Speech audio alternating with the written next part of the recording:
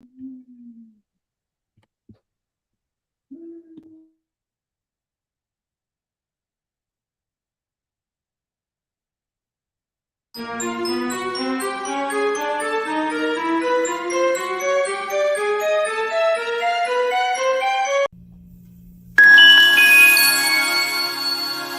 we just like to put a shout out to our supporters like Brilliant Beam Media, the great Sia. If you're looking for a producer for your podcast, she's amazing. Or the Hounds of Business Happy Hour, Mike Afterburner. He's amazing. He knows his way around LinkedIn. He can help out your business or your LinkedIn profile to reach higher heights. Or an OG. She's been around with us, Soaring Prophets Forever, 1,000 Trees, Lisa Browning. If you're looking for a publisher or someone to help you write from the beginning, she's your woman. And Purple Tongue Hot Sauce. If you're looking for some great sauce, let me tell you, this is it. Check them out. And if you do, please tell them that Soaring Prophets sent you.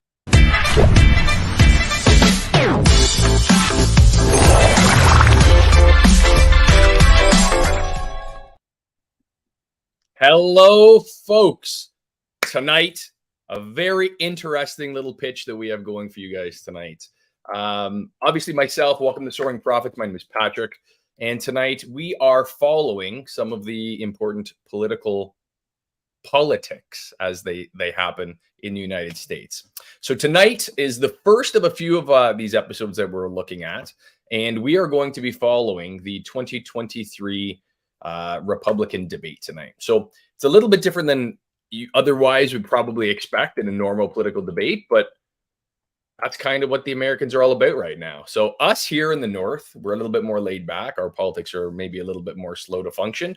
And that's kind of why we're doing this. So for those of you that aren't aware, maybe some of you those that are, Bill C-18 has passed in June in Canada.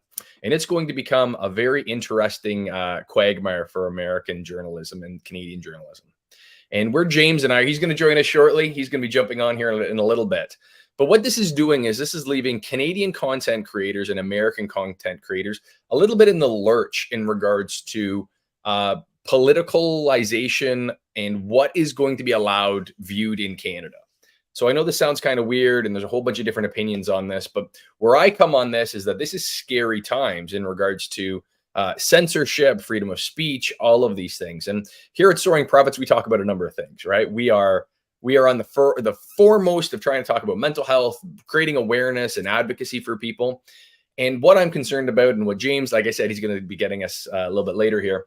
What we're concerned about is people not having a voice, and a strong media presence is that. And we've kind of stumbled into this role as media personalities over the last little while. And to be honest with you, I love it. I think it's fantastic. So this is going to be the first installment where we're actually going to be following the debate for as long as the tech overlords will allow us. So we are tonight. This is a debate of the Republicans. So this is the GOP, the Republican primaries. And we're going to go through the little crew of people that will be a part of this today. So obviously the front runner that we have here right now is Donald Trump. Donald Trump is ex-president, former president Donald Trump. He will not be joining the debate tonight. This is where things get a little bit little awkward, if you will, as he is the absolute front runner. A lot of the polls have him, 40+%. That basically means that he will be the Republican nominee, short of something catastrophic happening. So kind of leads to some of the politicalization of, criminal stuff. Maybe we're going to go through a lot of things like that tonight. But when Donald Trump, former President Donald Trump, has, quite frankly, any way you break up the numbers, if he ends up with anything more than about 25 or 30%, he's going to take up so much air out of the room that no one is going to be able to catch him. So the other candidates that will be talking tonight is going to be Ron DeSantis, the governor of Florida. He has a number of different views that he made him quite profound and kind of prolific in regards to his views on vaccine mandates and the structures that went along with that.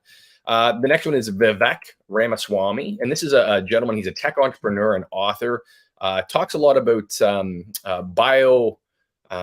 in the bio field. He's been a multi-time entrepreneur in capital fundings and that sort of thing. So this is a very smart kid, and he's a kid. I'm calling him a kid because he's around my age. So the next one is Mike Pence, former vice president. And while we're doing this, I can pull this up here because we've got graphics. So as we see from the beginning, moving out, we have DeSantis, Ramaswamy. Number 3 is former Vice President Mike Pence. Moving on to Nikki Haley. Back over to Chris Christie. Nikki Haley was a member of the Trump cabinet. She worked closely with the Trump cabinet for a very long time. Let me pull up exactly what. She was the UN ambassador. That's correct. And then we have Tim Scott is a senator. He is out of South Carolina. He's been talking a lot in regards to election reforms and making sure that, elections are being managed the way that they should be and should be. Obviously, that seems fair. Chris Christie is the former New Jersey governor. Again, was an advocate of Trump for many years. Now he's kind of turned against him. Isn't so much on the Trump train, if you will. And then Asa Hutchinson, former Arkansas governor, a very outspoken critic of Trump. So there's a number of different ideas that are going to be pushed around today. And finally, former North Dakota governor Doug Burgum. So again, we've got a lot of people on this podium today. It's going to be interesting as we kind of draw near. And what I can do is I would love for you folks to jump on here and comment. Give us any questions that you think. And we're hoping to jump in here when they get started shortly after 9. And we want to mirror exactly what they're doing. Like I say, James is in the little spot there beside me. He's going to be jumping in. He's out axe throwing today. But our whole process is to try to create discord, right? So our view is this allows people to get both sides of the story. We're going to do this for the Democrats. We want to do this for the Republicans. And as Canadians, as members of, the citizenry of the world, it's really tricky for us now to sit back and watch the world the way that it is. And I like to think James and I have kind of worked to break down barriers in what we've been doing for the last little while. So our goal here, our true goal, is to try to build an opportunity for discussion, right? We want to have an opportunity where people can listen, they can hear things, and they can create and form their own opinions. There's nothing that I'm going to say tonight or that these folks above me are going to say tonight that's probably going to change your mind. But it might be something you've never heard before. So if you're not somebody that follows politics or American politics, you've been hiding under a rock for a while, obviously, right? But this is something that really is important. When I talk about financial markets and the way the world is right now, arguably is a little bit of a crazy place. But this is where it starts. Our elected officials are super important to understand who they are, what they are, and why they are. And those of you that were not Trump people, that's fine. That's great. But he's likely going to be the candidate moving forward here. So as we get closer here, we're going to see some things that are popping up because we are watching this on Fox. This is not a political, ideological perspective at all. This is just the channel that is hosting it. And from what I understand, that is why former President Donald Trump is not attending tonight. Former President Trump is doing a pre-recorded interview, or maybe it's live. I will touch base because I have that actually pulled up over here with Tucker Carlson on Twitter, which is now X.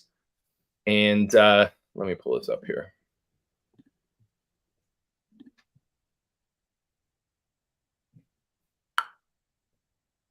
There you go. Debate night with Donald Trump. I don't know. I can throw that up here. But what we're seeing now is that Donald Trump, after he felt like he was slighted by Fox, is saying, I'm going to battle with you. He's created these other social media platforms that allow him to get to individuals and spread his message like he did while he was running for president.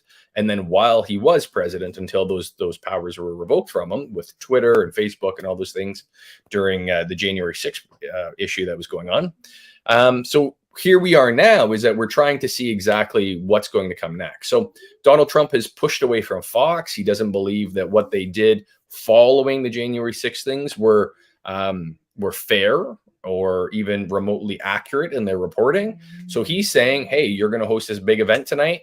I'm going to take out all the oxygen in the room. So again, right, wrong, or indifferent, whether you believe that that's a good policy, he's the dog right now. He is the head of the Republican Party. The Trump train is what it is. You don't have to agree with it politically. A lot of the things I don't disagree with. a lot of things I do. So it'll be interesting today, but it certainly will be interesting to see which angle the candidates come from. Uh, the political spectrum on the right is pretty broad, and a lot of this really boils down to what centrist policies used to be. You know, if you kind of thought yourself as a centrist, we kind of go back to the Kennedys in the 60s and 70s. They were kind of the idea of like the democratic centralist, is that they're fiscally fairly conservative, but a little bit more socially liberal. And here we are now where, you know, the far right and the far left are very polarizing places to live and be. So again, with Soaring Prophets, our whole goal is to have dialogue. We want to create dialogue. So if we can come out here and we can do an interesting, you know, conversation while we have all of this happening around us, giving people a little bit different something to think about, then that's what we're here to do. So I think we are very close to getting started here. We will sound up and we will get going. I will include James as he jumps in, but he is out axe throwing tonight for a birthday party. So he has his setup all ready to go when he pops in. And our goal, again, he's going to throw his little liberal jabs. I'll pop a couple little conservative little pops here and there as we go through this. But we want to be able to shed light on what's going on in the world. And these people are going to be very important. So let's see where we are.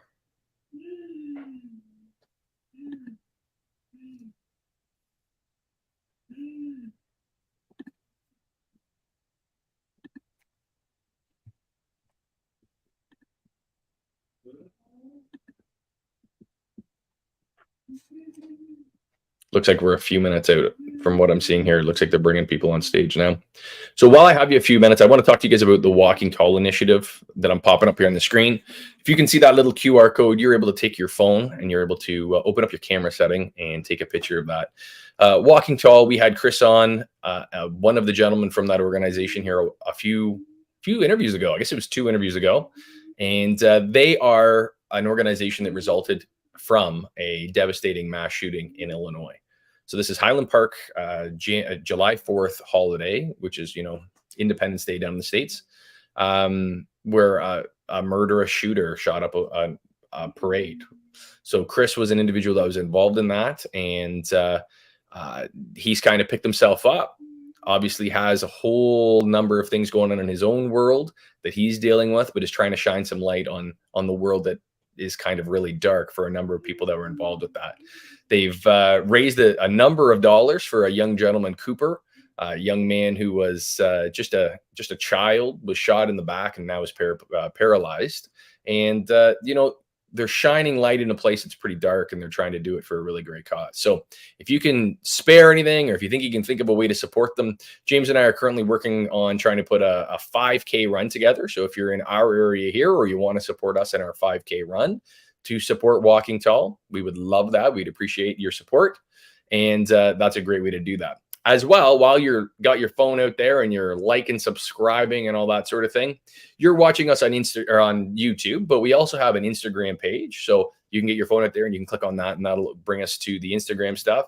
And for you young kids out there, you're probably watching us and looking for TikTok. So James puts all kinds of that sort of jazz up there. And LinkedIn. So LinkedIn was something that James wasn't really super comfortable that we blast this out on LinkedIn for the first time that we do this. He wanted to kind of see where it landed. Because politics is super polarizing. LinkedIn tends to be more for business-oriented individuals, and we're trying to build our traction there. So again, like, subscribe, and share if you're on LinkedIn. But we were a little bit cognizant that my right kind of center viewpoint and his left of center viewpoint could be a little bit polarizing. So we tried to just kind of reel that in a little bit today. So we'll see where this lands this evening for those of you that are out there listening and checking in. Again, send us some comments, show us that you're out there. And as we continue to do these over the next little while, because this is the first little march of the election campaign. So we are a year and a half really before the entire dynamic of the political landscape can shift in a huge way. So I'm hoping that we're getting close here, because that's what they were saying, is they were shooting for very shortly after 9. And when I checked earlier, it looked like they were rolling into that. Let's see what Tucker's got going on over here on the side with former President Trump.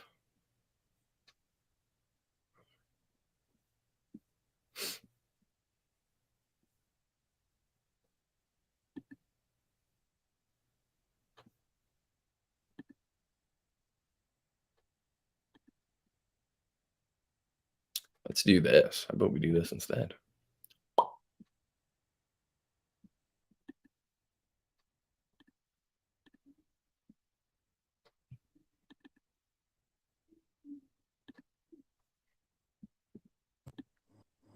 It's debate night, but we're not in Milwaukee.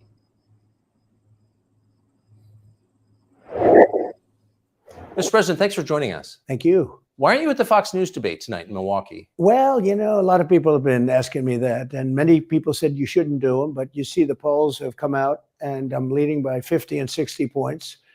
And, you know, some of them are at 1 and 0 and 2. And I'm saying, do I sit there for an hour or 2 hours, whatever it's going to be, and get harassed by people that shouldn't even be running for president? Like, he makes a great point there. Like, how could he possibly sit there and listen to somebody that has no chance of winning this at all? Like, he's got this locked up with all the polls that are out there right now. Like, it's very one-sided.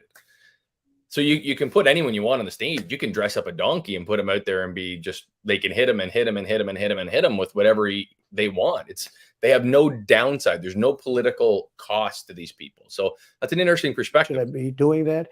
And a network that isn't particularly friendly to me, frankly. You know, they were backing Ron DeSanctimonious like crazy, and now they've given up on him. I mean, it's a lost cause.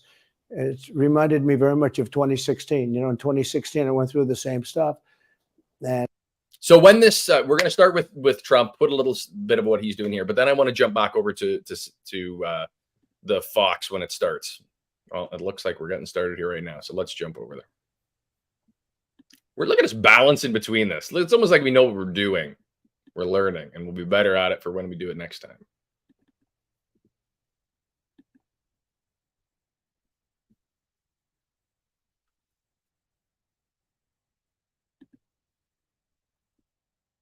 So when they come back, that's where we are. So anyways, again, like kind of where Trump's starting off with this is it sort of appears like he's feeling like no matter where he is in this, is that it's a no-win situation for himself to go on a debate stage where he leads by, again, that 50% poll aspect. They can put anyone they want in a position where they can attack him. It's only a loss situation for him. So it'll be interesting to see. I imagine most of the debate questions tonight were not going to be truly about policy. They're going to be about who positions himself opposed to Trump in the more efficient way. And from somebody who's conservative, that's kind of disgusting. Like, that's a terrible way to look at selecting individuals. And I guarantee you're going to have some of these politicians come out here and they're going to be like, hey, we can't attack Trump. We need to come up with new ideas. We need to have fresh concepts. We need to be the new voice of the old Trump MAGA Republicans. We need to be the youthful exploration. And I think Ramaswamy will be great at that. He comes with a lot of energy, very smart gentleman. And I think he's going to be very interesting to see how he handles tonight. This is going to be his first challenge in regards to kind of the political realm. He's been doing the circle around in regards to doing a lot of the television shows. And by that, I mean like the podcast circuit right now that is dominating, absolutely dominating the entertainment space when it comes to the news agencies. But that's, again, coming back to why we're looking to do this with Soaring Prophets, is our viewpoint is that we're trying to figure out where people are going to land in regards to this bill C-18 in Canada, because we can't stand by idly and have a situation where in Canada we don't know what's going on in the world. We have now created a bit of a international following. We've interviewed all over the world now, and this shines light on what we're doing. So while we're waiting, because this is still not going, let's go back over to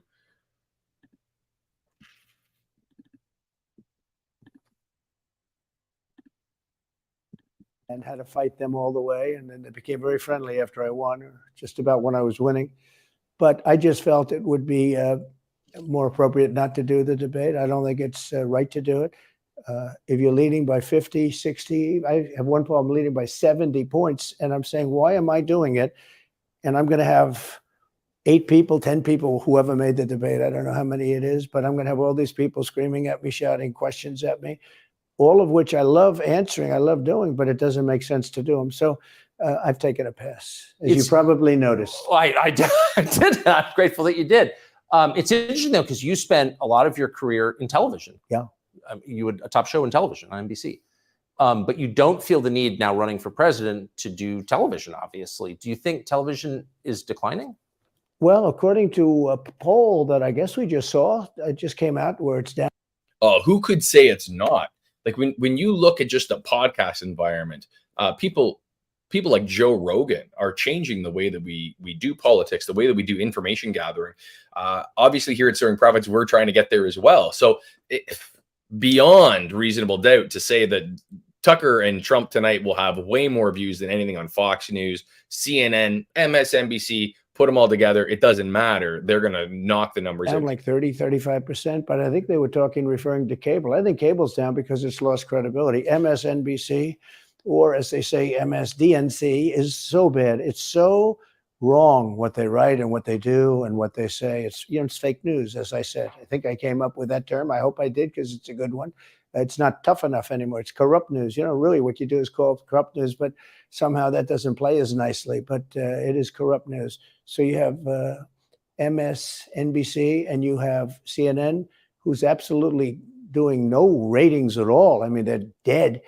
But they're doing none because they don't have credibility. They really don't have credibility. Fox is way down, as you know. And the good old days are long ago. I will say this, it could come back, but they just don't have a lot of credibility. Tucker, you know that perhaps better than anybody.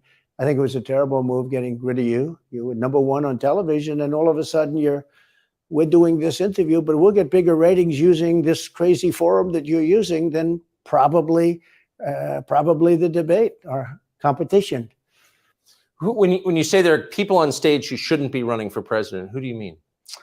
Well, I don't want to really use names, but it wouldn't matter too much. A guy like, I call him Ada Hutchinson. It's Asa, but I call him Ada. Why do you call him Ada? I could tell you, but I don't want to get myself in a little trouble.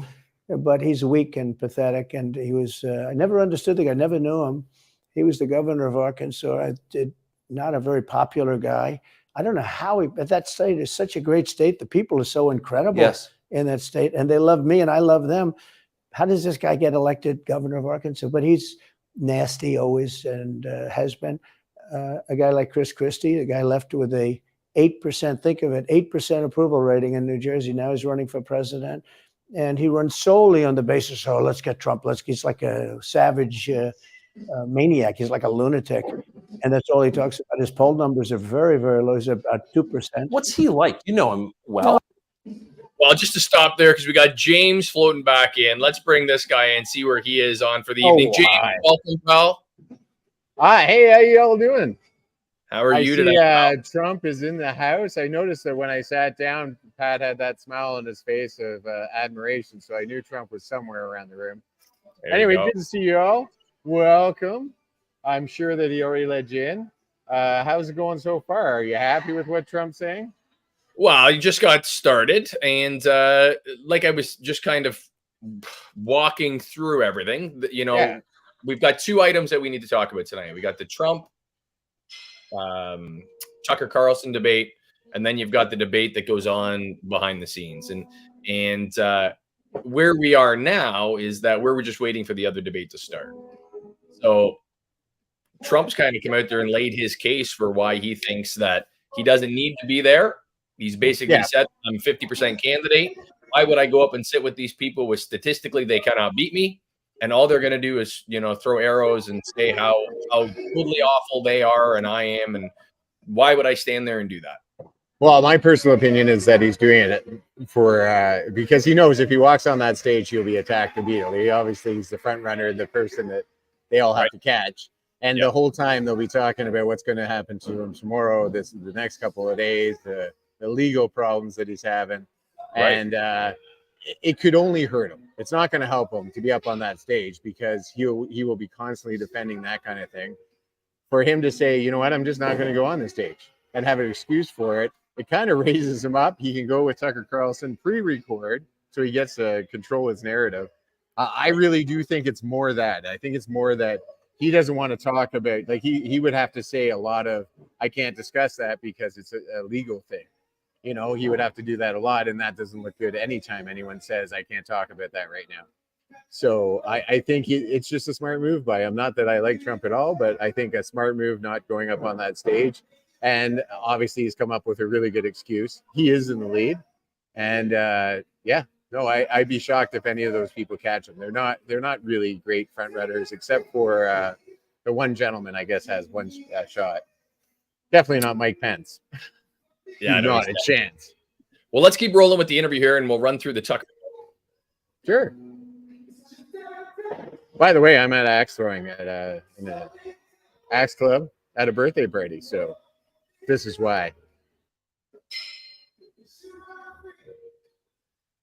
I like how Fox News. So I was watching some of the stuff today, the pre-stuff, and I can't tell you how many times Trump was mentioned. They never talked about anyone else in the race. They just talked about Trump. I decided, and then Tucker Carlson. I didn't want to do it, and now I'm glad I did, because you see. But we had some great people. I had great people. We'll have even better people if we do this, because now I know Washington. Before I didn't know Washington, but guys like Bill Barr were terrible. I mean, they were, I would say, Bushies.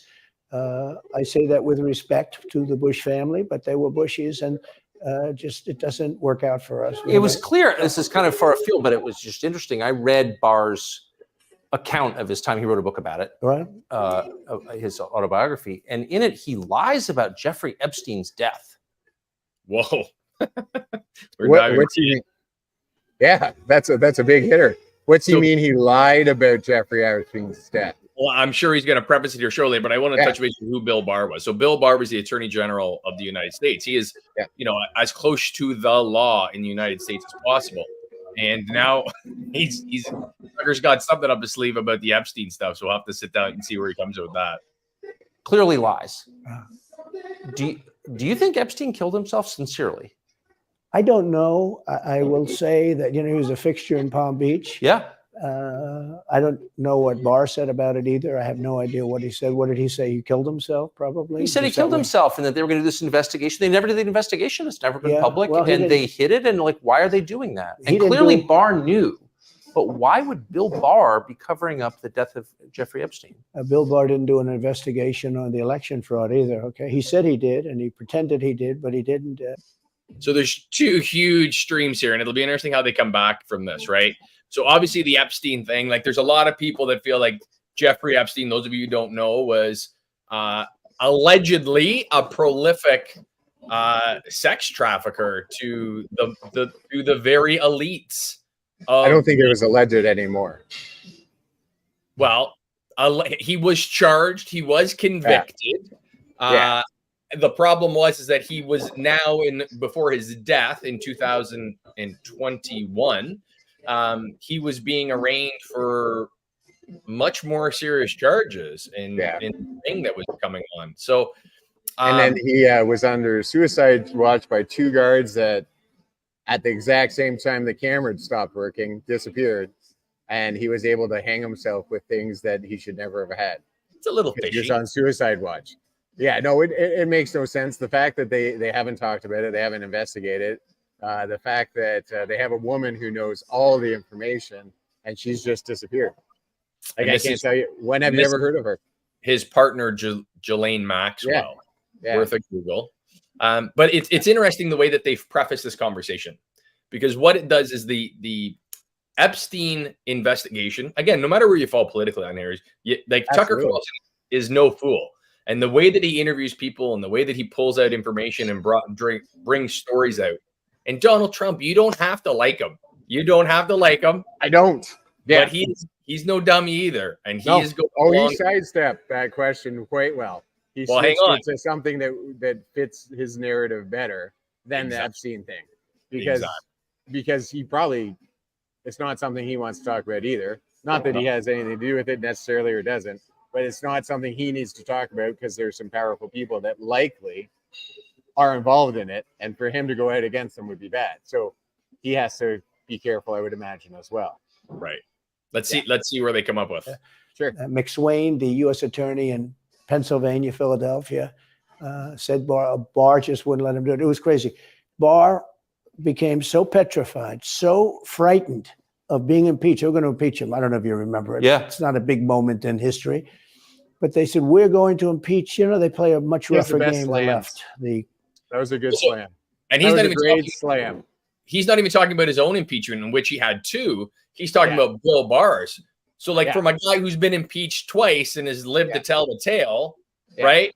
He's like, first time here, brother? Like, what are you doing, right? Who cares? Well, I like the fact that it was like, and it wasn't even a big thing because he's a nobody. He's not saying he's a nobody, but he slides it under the door that, he's a nobody. Like, it's interesting, his insults. I love it. He's very good at what he does. And he creates his anchor. And they He's were going better to this time than he was last time. Petrified. He's learned how to be more do you reserved. not get impeached? Don't do any of this stuff. But he didn't do the job there. I don't know what he did with Epstein, but possibly he didn't. Do you think it's that. possible that Epstein was killed? Oh, sure, it's possible. I mean, I don't really believe. I think he probably committed suicide. He had a life with, beautiful homes and beautiful everything, and he all of a sudden he's incarcerated and not doing very well. I would say that he did, but there are those people. There are many people. I think you're one of them, right? But a lot of people think that he was killed. He knew a lot on a lot of people. He was killed. You think so? I think the closer you look, I'm not a conspiracy person at all. I believe everything I hear. But yeah, the closer you look into it, I mean, the Attorney General of the United States, your Attorney General, clearly lied about the Epstein death. Yeah, and he was. Why? He was certainly. It wasn't well done. They had no cameras. They had no anything. Everybody was sleeping, and a case could be made. Look, I'm not going to get involved in it, but I can tell you a case could be made either way. But interesting from the point case could be made either way. Donald Trump said there, though, he's like, I will not get involved with it, but a case could be made either way. And Trump is, I'm eating cashews. These cashews are lovely, by the way. Yeah, I ate a bunch of them earlier. They're delicious. I suggest everyone get some cashews out there. He's sidestepping it, obviously for a reason. I really do believe that there's people in power that are terrified every time Epstein's mentioned. And and if you're someone who wants to be in political power, especially the president, you have to be a little bit more careful. Yeah. You know where your money's coming. Sorry? You know where your money's coming from, where the people are going to help you get into office. Once he's in office again, he doesn't need to be as careful. Right. Yeah. it wasn't the most well-run place. So the reason I'm asking you is I'm looking at the trajectory since 2015 when you got into politics, for real, and then won. It started with protests against you, massive protests, organized protests by the left, and then it moved to impeachment twice, right? And now indictment. I mean, the next stage is violence. Are you worried that they're going to try and kill you? Why wouldn't they try and kill you? Honestly, they're savage animals. They are people that are sick, really sick. So I'm going to stop there. That feels heavy-handed. A little bit. So why do you think he's commenting like that? Why do you think who? Tucker Carlson or Trump? Trump. Trump talking about the 7 generals? Sorry? He was talking about generals? Is that what you're talking about? I'm not sure of the question. You go ahead, man. What do you mean? Is violence. Are you worried that they're going to try and kill you? Why wouldn't they try and kill you? Honestly. They're savage animals. They are people. So he's concerned that we are sort of on the brink of violence in the world. Most definitely. Yep. Right. Yeah. So what does that look like? And Tucker's kind of laying it out that, Epstein might have not killed himself. Somebody then therefore was behind that. Yeah. Well, they are trying to get him into a prison cell. Awful hard. No, I would say that there probably is. Like once they strip him of his protection, he would be an easier target. So there is that danger. It is interesting how Tucker is building this because he started in Epstein, who was, I don't know, any sane person can say there was a suicide. I just don't see, there's a lot of coincidences, but maybe not. my problem is that no one's talking about what happened. There's no like help for the victims. There's none of that. So that also is fishy. But Right. he led up with that someone, Epstein wasn't powerful, but he had a lot of money. Right. So then are you in danger? So it was an interesting kind of build up to it.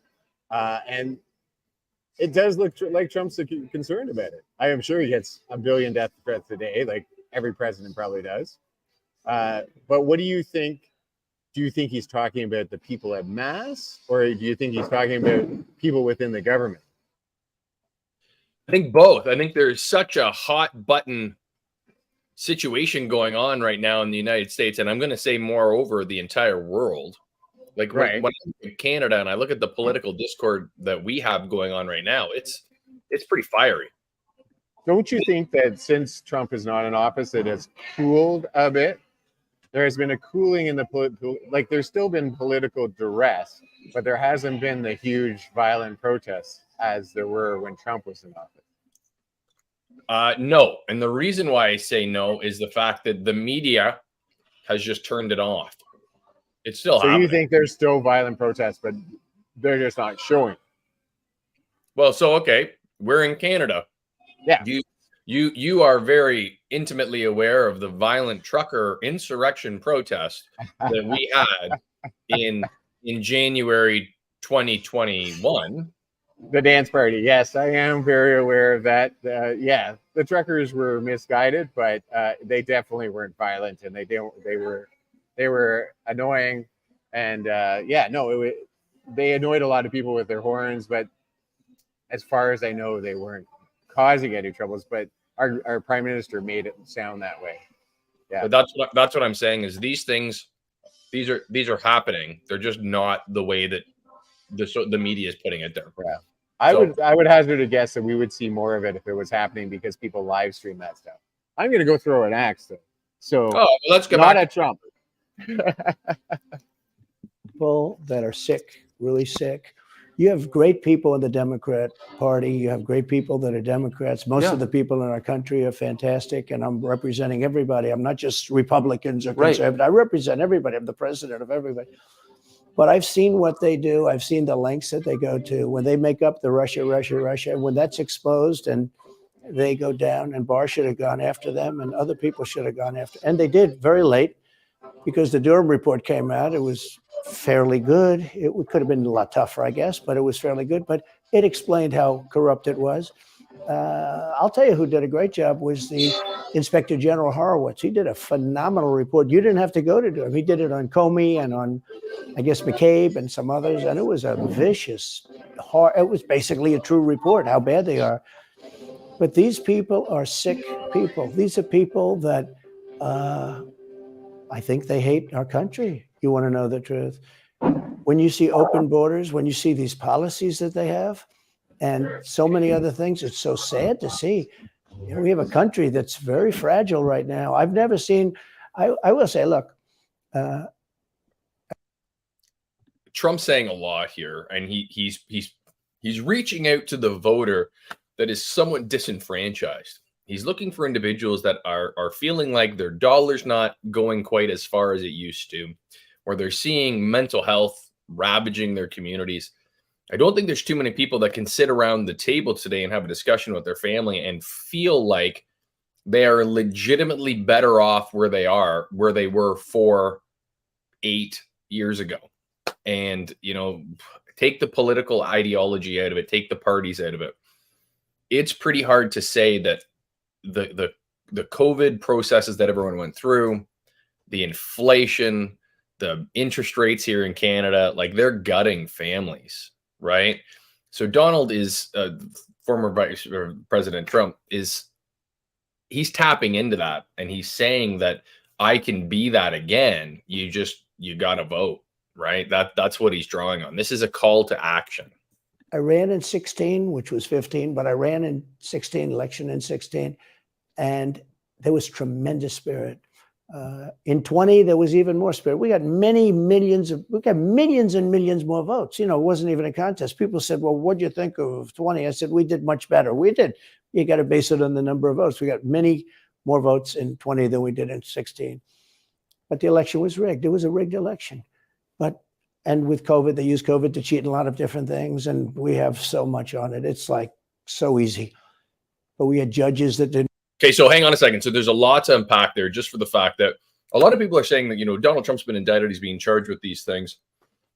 You have to understand the criminal justice system. And this is where I think that the media has done really a disservice, either left or right, is the fact that the threshold for a conviction is beyond reasonable doubt.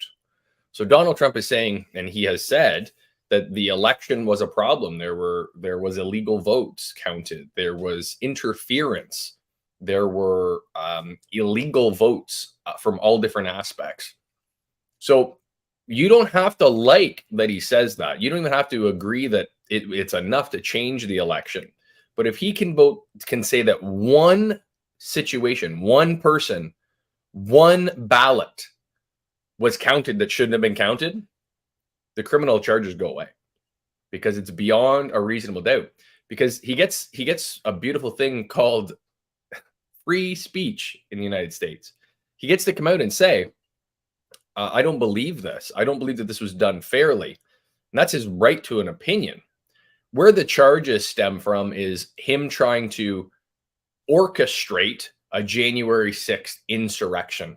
And that word insurrection is really important when we talk about this. And again, I'm talking this very down the line. This isn't a conservative talking point. This isn't a liberal talking point. This is just down the line. The insurrection of the January 6th riots is an important thing for the Democrats if they don't want Trump to be able to run again. Because in the Constitution, there is a line in there, because you got to remember what had just happened in 1776 when the Constitution is ratified. They had just fought a war against the British, right? You have the Americans, they had just defied a king. They had won a war or were fighting a war, and that they were the insurrectionists, right? They were the rebellion. They were the rebellious few. So where we are now is that this insurrection word is, you know, it's really a legal definition, and it has to bear a threshold. So do your homework on that, the insurrection line in the Constitution, but he's gonna play that for a long time, and that's gonna be an interesting thing for him to talk about. Didn't want to look. We had people didn't want to get involved. They called you, he's a conspiracy theorist if you say anything about the election. But I have never seen spirit like there is right now. Even coming down here, just the people on the road that are just absolutely going crazy. And the reason is, I think they like me, and I know they love my policies. I hope they like me too. You know, a lot of people say they don't like me, but they like my I think they like me. But I have never seen spirit like it is right now. And the reason is because crooked Joe Biden is so bad. He's the worst president in the history of our country. I don't think he's going to make it to the gate, but, you know, you never know. But he's a corrupt person, so corrupt that I took the name off Hillary. You know, I don't do two people at one time. I took the crooked Hillary and I retired the name. That was a good day for her. I bet she was very happy. And I used it for Joe. See, and this is where Trump gets himself in a lot of shit, because there's a whole group of people are going to say that that's a misogynistic take and that he's attacking her based on her being a powerful, positioned woman. Oh, hang on. I can't hear you. There. Oh, my mic was muted. Yep. He attacks everyone that way. So, yeah, no, it has nothing to do with misogyny or anything like that. It has to do with that's the way he does politics. He abuses people and throws them off their game because on both sides. Like, he's got his guys that are there tonight that he's hammering and being like, Ron DeSanctimonious, right? Like, he's an equal opportunity shit talker, which, yeah, and a lot of that is to throw him off the game. That's how he's learned to do it. That it becomes the narrative that, you know, no, I'm not. You know, so you start fighting against the name instead of fighting against the politics, and it's unsettling. It's like what Muhammad Ali used to do before he got into the ring. He won the fights before he got into the ring because he was like shit talking them so much that their mental game was like completely off when they walked in the ring. And that's really what Trump's doing. He's messing with their mental game before he walks in the ring. I do hope he gets on a debate stage, but I really think it won't be for quite a while. Well, he will. Like, even so, I don't know if he will during the GOP, because I think he's just going to walk the field. And we talked about this earlier. I don't know if there's a reason for him to do it. He's so far ahead. It would just be slings and arrows. I think it'd be a mistake politically, because he can't defend himself against what they would sling at him. Right. Yeah. So I'm while we're here, I'm looking up the GOP debate, and they are still saying that it is supposed to be at 9 Eastern Standard Time, and they have not gone to it at all. So we're going to run through the Trump stuff. We'll see where we are. 9:34. Yeah. So I don't know why it hasn't popped up. So we'll have to take a look. I'm wondering if they're running behind. I'm going to take a look. Joe. But Joe is really. But you don't think he's going to make it to November of 2024? Well, I think he's worse mentally than he is physically, and physically he's not exactly a triathlete or any kind of an athlete. You look at him; he can't walk to the helicopter. He walks. He can't lift his feet out of the grass. You know, it's only 2 inches at the White House, right? Oh my God, what a silly thing. Well, but this was something that came up with Trump the entire run of his presidency, was his physical and mental capacity to be president. Absolutely. Yeah. No, I remember that. And he fell the one time, and they were all over him because he fell. CNN would have psychiatrists on talking about Trump because he would drink a glass of water in an odd way. That's so funny. I just went on. Sorry, I just went on, and there's all like conjectures and reasons why they think the debate's not happening. Anyway, they totally would. They would watch every little movie made, how he touched his wife, how she pulled her hand away, how the son. Yeah, no, they really did tear him apart in a way that they haven't done to another president. So with that being said, would you say that there could be, like, from that alone, that there was a bit of a media double standard? There was a media bias that I saw, very much so. I do not like Trump. I think that what the media should have done is just run him live stream, and he would have hung himself over and over and over again. But because they tried to make it way worse than it was, they got caught on so many lies that it looked like Trump was right about them lying, which he was technically, but he still was saying things he shouldn't say.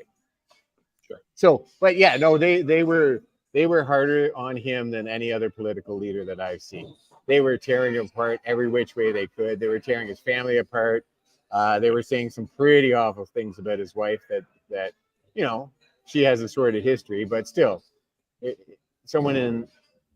I just think it wasn't good decorum for them to do some of the things they did to Trump. And they got away with it because everyone was so angry with him. So it was okay. And I've noticed that it's not the case with Joe Biden. Like, they're not tearing apart his wife. They're not tearing apart his kids. They're not, like, he's done some weird things on stage, and really Fox News does it a little bit, but not as bad. No, definitely not. Well, that's a huge issue even in the last election, you know, and we'll talk about this. I'm sure that the Hunter Biden laptop situation will come up at some point. But like, when you have the FBI reaching out to social media platforms and disguising, and this is all come out with Elon Musk and with his purchase of Twitter, the FBI was running distraction for the Biden family. Like, they were saying that this is all Russian interference. It was not real. They had pre-planned the fact that this leak was going to happen. And I'm sure this will come up in this debate or this discussion tonight. But then when you see Trump, and again, I'm not a bandwagon guy for Trump. I'm a conservative, so I tend to be much more Trump. No, so back in the day, way at the beginning, you and I had a bet between before I even know Trump was going to come down that escalator. Yep. You said to me, "You watch, Trump's going to be the next president." I'm like, I have no idea what you're talking about. We sat down, you told me all about it, and then we made that huge bet where I lost a lot of money, and had to wear a "Make American hat Great Again" hat, but. Yeah, no, you knew right away. You predicted right away that not only was he going to run, not only was he going to win the Republican nomination, he was going to be president. And, and I was like, no way, not going to happen, much like everybody else. And then, And you were right.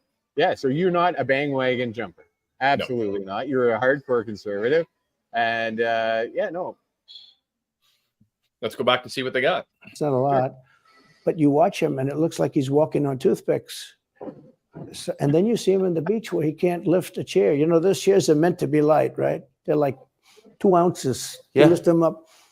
He can't lift the chair. He can't walk to the chair. And I don't know what they're doing with the beach. You know, this beach is seeming to play a big role, but they love pictures of him on the beach. I think he looks terrible on the beach. Looks terrible on the beach. Skinny legs. Well, he can't walk through the sand. You know, sand is not that easy to walk through, but when he walks through it, he can't walk through the sand. And there's somebody in there that thinks he looks fabulous at the beach. I think he looks horrible at the beach. Plus, the beach doesn't represent what a president's supposed to be doing. You're supposed to be working. You're supposed to be getting us out of that horrible, horrible war that we're very much involved in with Russia and Ukraine. You could do that. You could do that very easily. I believe you could do that I don't believe. Smooth transition from like penguin on a beach, standing there kind of shuffling along through the sand, to real policy. So during a lot of things, Trump was on the golf course, and we had a lot of pictures of him on a golf course. Sure. I'd have to agree that I don't think I would want to be filmed on a beach. So, yeah, no, and a 70-year-old man or whatever Joe Biden is probably shouldn't be taking pictures, be videotaped or taking pictures on the beach or walking up and down stairs or talking, really. But yeah, no, it was a smooth transition into Russia. The war that I'm a firm believer. Like, I'm a liberal. I don't side with the Conservative Party, but I also don't side with Trudeau. And I don't think anyone should be in with this Ukraine thing. I think it was started over a concept that we didn't need to be in. The UN did not need to go into Ukraine. And I think, you know, we don't have to be in that war. This is one of those wars, much like some of those other wars that we're in for the wrong reason. We're not trying to protect anyone. It's not about protecting Ukraine people, because that's not what we're talking about, right? It's about power. Sorry? You Putin apologist. I couldn't agree with you more, man. If he could do it, because he's just incompetent. But that's a war that should end immediately, not because of one side or the other, because hundreds of thousands of people are being killed. Can you imagine you're in an apartment house and rockets are going into that building and blowing it up and knocking it down? And why should anybody, human beings, these are human, whether they're Russian or Ukrainian or whatever. It is hard to disagree with that. And this is where it comes across, and you know, James just kind of tucked out here because he's still at the axe throwing thing. But it's hard to disagree with that. Like, this is not a situation where 20 years ago, if you were called a liberal or a Democrat, you were anti-war in Iraq, you were anti-invasion on Afghanistan, you were anti-regime change, you were anti-conflict, right? And now all of a sudden, we're supposed to be the champions of Ukraine democracy, if you want to call it that. It doesn't fit. It doesn't seem right. They are. It's got to be stopped, and it can be stopped very easily. It would have never started. If I were president, it would have never started. So back to Biden, I'm interested. So you think he's failing? He obviously is failing. I think it's clear to everybody. But that would make Kamala Harris the candidate? Well, not really. I mean, I guess they'd have maybe a free-for-all. A lot of people say she has to remain for certain reasons, the candidate. She has to. I don't think that's true, actually. I don't think that other people would stand for it. She has some bad moments. Her moments are almost as bad as his. I think his are worse, actually. Yeah. But she seems pretty senile, too. She speaks in rhyme, you know. See, again, these are things that are going to play. They're not going to play well with the female audience. So you don't have to be a huge supporter of Kamala Harris, but you can look back in her history and the things that she had done in California, and it appeared as though she was a bit out over her skis when she took on the vice presidency, right? The policies, the job that she had, to say that she was the right person for the job was a little bit upstream for me to get behind. The Democrats had a number of different candidates that could have been, should have been, would have been excellent opportunists. but they needed that female vote, and they knew that if they had a strong female, which I'm not saying Kamala Harris is a strong female, but if they had a strong female, they could potentially leverage that against Trump and especially Pence. And if you go back in history and you watch the Pence-Harris debate in 2020, Vice President Pence, he did not do well because he was trying to come across it in a very calm and Southern gentleman way of dealing with Kamala Harris, and she was coming strong.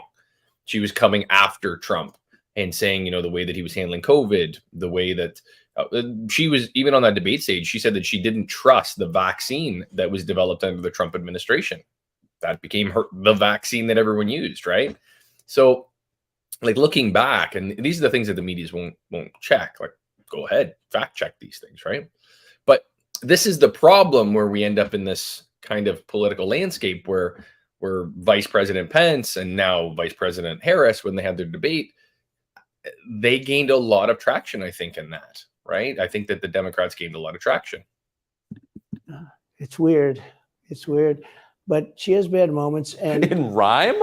Well, the way she talks, the bus will go here and then the bus will go there because that's what buses do. And it's weird. The whole thing is weird. This is not a president of the United States future. And I think they probably have some kind of a primary and other people will get involved. Newsom, right? I mean, could be. I mean, I always got along well with him, believe it or not. But so Gavin Newsom is the governor of California, and obviously California. Those of you that are from California would probably agree that things have changed over there in the last number of years, and not for the better. Taxed high, you're having crime. Really problematic situations, but Governor Newsom, California is a Democratic stronghold. It's, pick the reddest red state. It is the bluest blue state. So it's a safe bet. So Gavin Newsom is very deeply connected in the political world. And now he ends up in a situation where maybe Joe Biden doesn't make this. This is kind of what Trump is alluding to and what Tucker's feeding him. Could be him, could be somebody else. He's got a big load on his shoulders because you look at California, what's happened.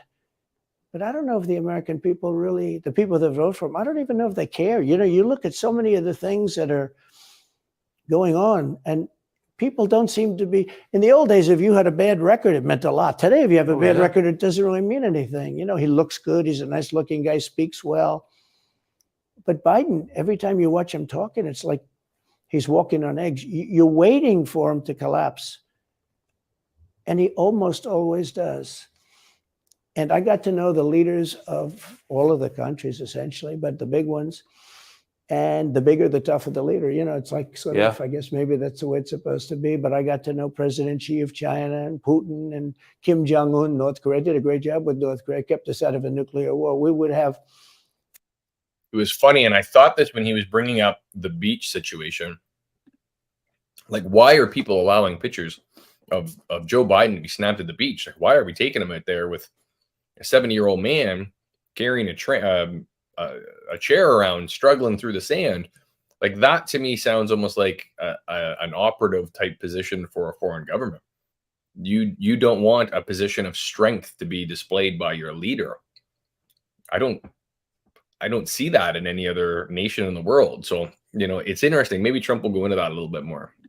40,000 dead soldiers right now. They're dropping nuke right on top of the military base. But we have 40,000 soldiers over there. And I did great. I got along with him great. That's a positive. The press said, he said nice things about Kim Jong-un. I also said horrible things at the beginning. Horrible enough that he wanted to talk. And we talked and we met in Singapore. We met actually twice. And we had unbelievable meetings. I know him very well. We were in great shape with him. What do you think he and Xi and Putin think of Biden? I think they can't believe it. I think they probably say this is some kind of a system. They had great respect for our country. They respected me. They had great respect for our country when I was there. Every one of them. Look, if you go to North Korea, you take a look at what happened. The Olympics was dead. South Korea spent billions on the Olympics. Nobody was going to go. They didn't want to get blown up. They called me and they said, we are going to let the Olympics proceed. This is North Korea.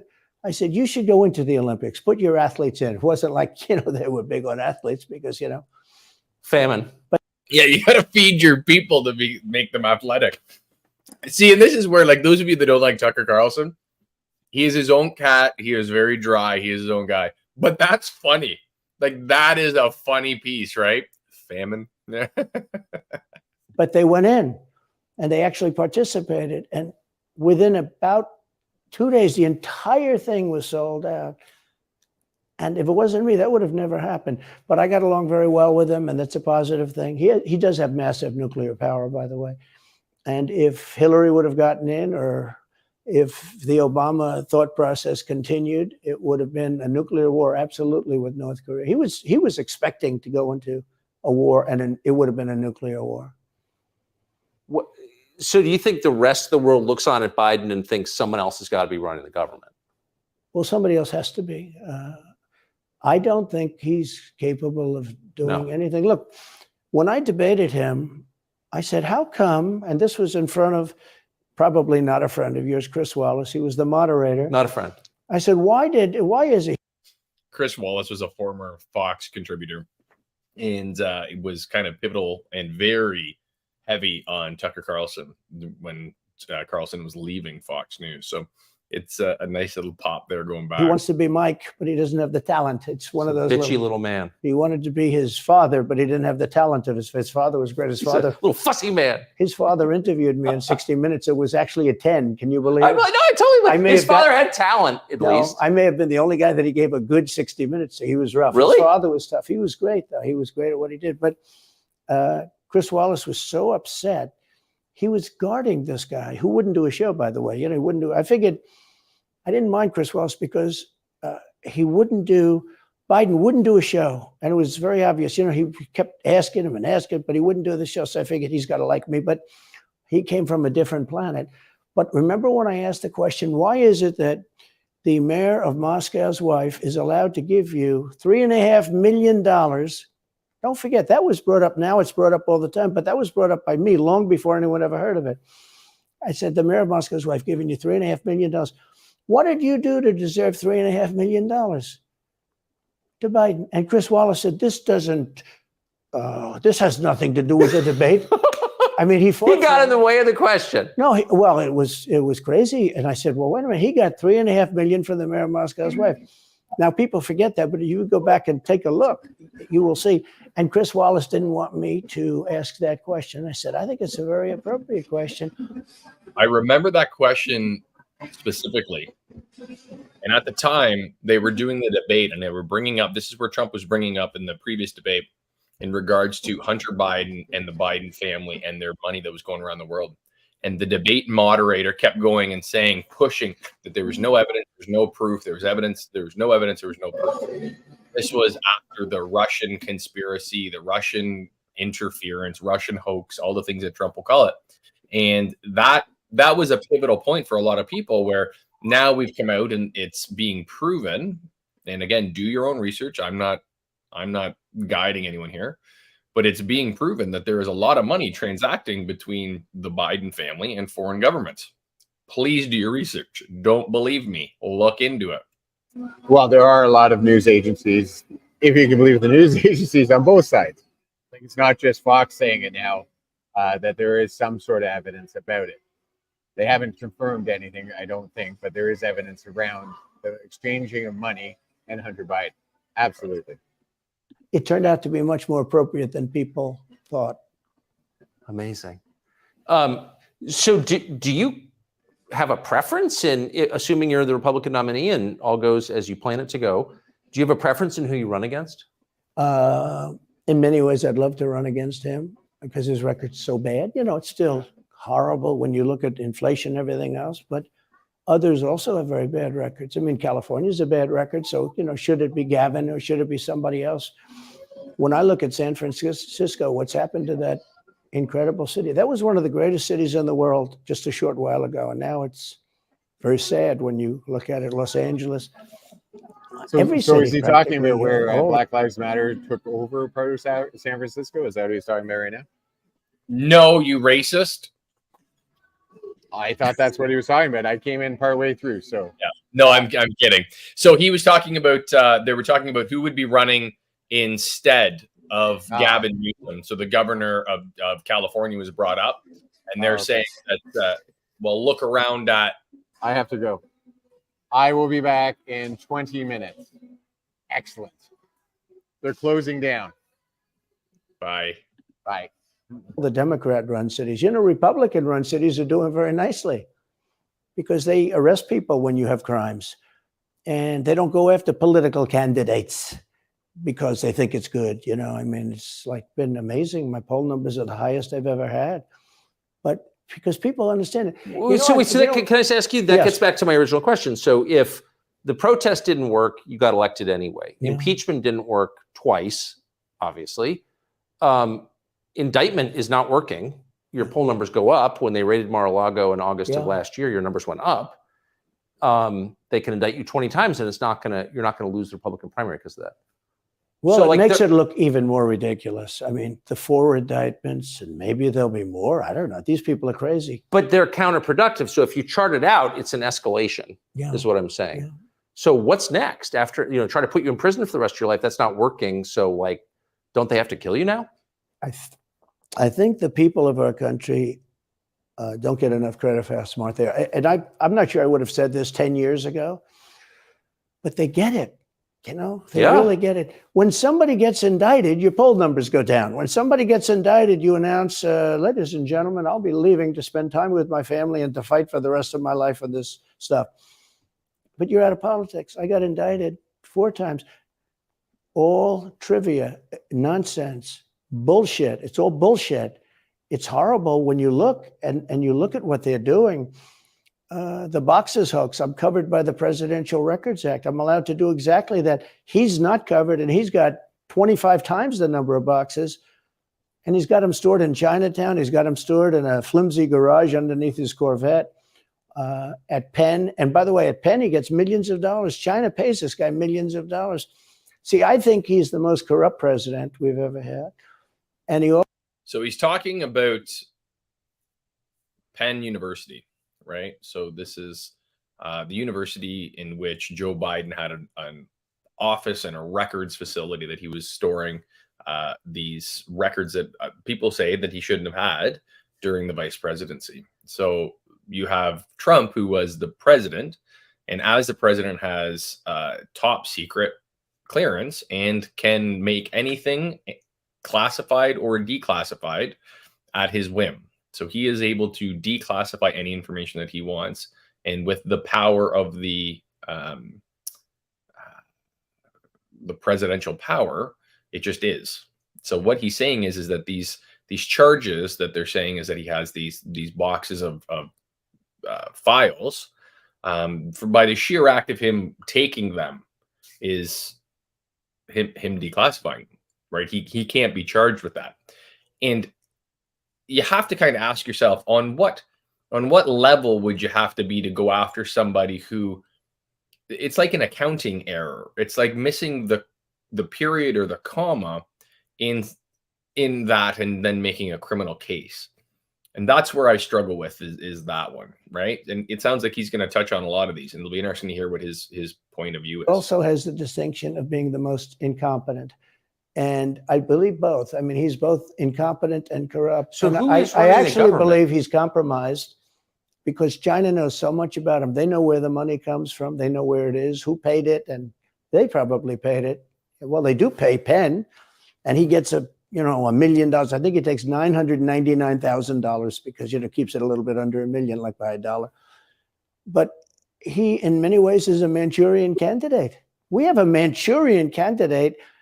And he's afraid to tell Russia to get out of Cuba. He's afraid to tell China to get out of Cuba. He's afraid. China now is building, think of this. China is building military installations in Cuba. The Cuban population of Miami is not too happy because they're never going to be able to go back. And you don't even hear about it. And the worst culprit is the press, the media, because normally, when I first heard that China is building installations in Cuba, and installations means military installations. Okay, they said just some communication. They did that on the islands with Japan. They took the island, they started this massive construction, and they told everybody, including the Japanese have to be very careful. They told everybody that this is a housing development. They're going to build a housing development. And I said, how come the runway is 20,000 feet long? You know, private jets need 4,000 feet. They don't need 20,000 feet. The big ones need 20,000 feet. They don't even need 20.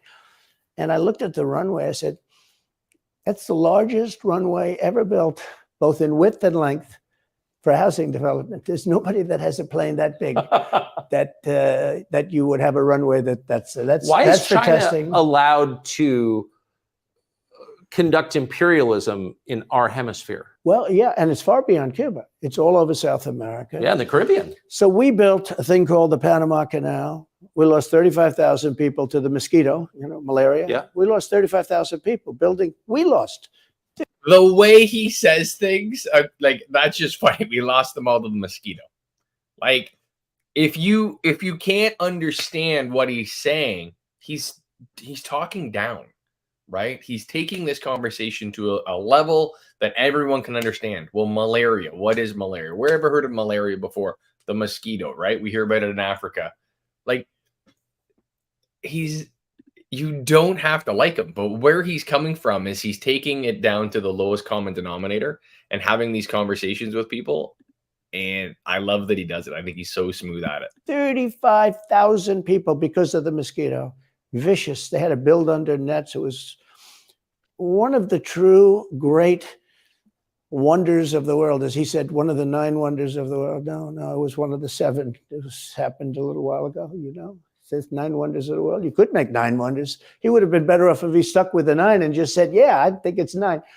But this is one of the true 7 wonders of the world. And you take a look at the Panama Canal. It was such an incredible engineering marvel. We sold it under Jimmy Carter. We sold it to Panama for $1. The following day, they quadrupled the amount of money that ships had to pay to get across. They didn't lose one ship. And now they've made it much bigger, and now they've widened it. They've doubled it, right? They've more than doubled it. And it's one of the most profitable things. Any time it's just incredible, right? We gave it away for $1. China now controls it. They actually control the Panama Canal. They run it, they control it. And we shouldn't let that happen. And we can't let China be in Cuba. And they'll get out. If I'm president, they'll get out. See, this is where Trump going through one of the big platforms that he did and he ran against, you got to remember, he was running against not just Hillary, but he was running against her platform. And her platform was the Obama agenda. And Obama was in no rush to get out of Iraq.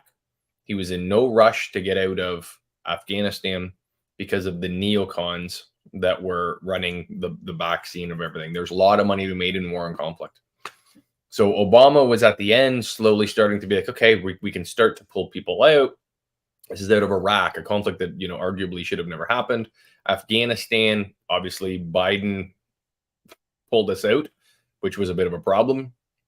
But Trump was the only person that never created new conflict or new wars during that whole time. And if you look at the Obama record was going into regime changes, you know, in the Middle East and arguably in the Ukraine.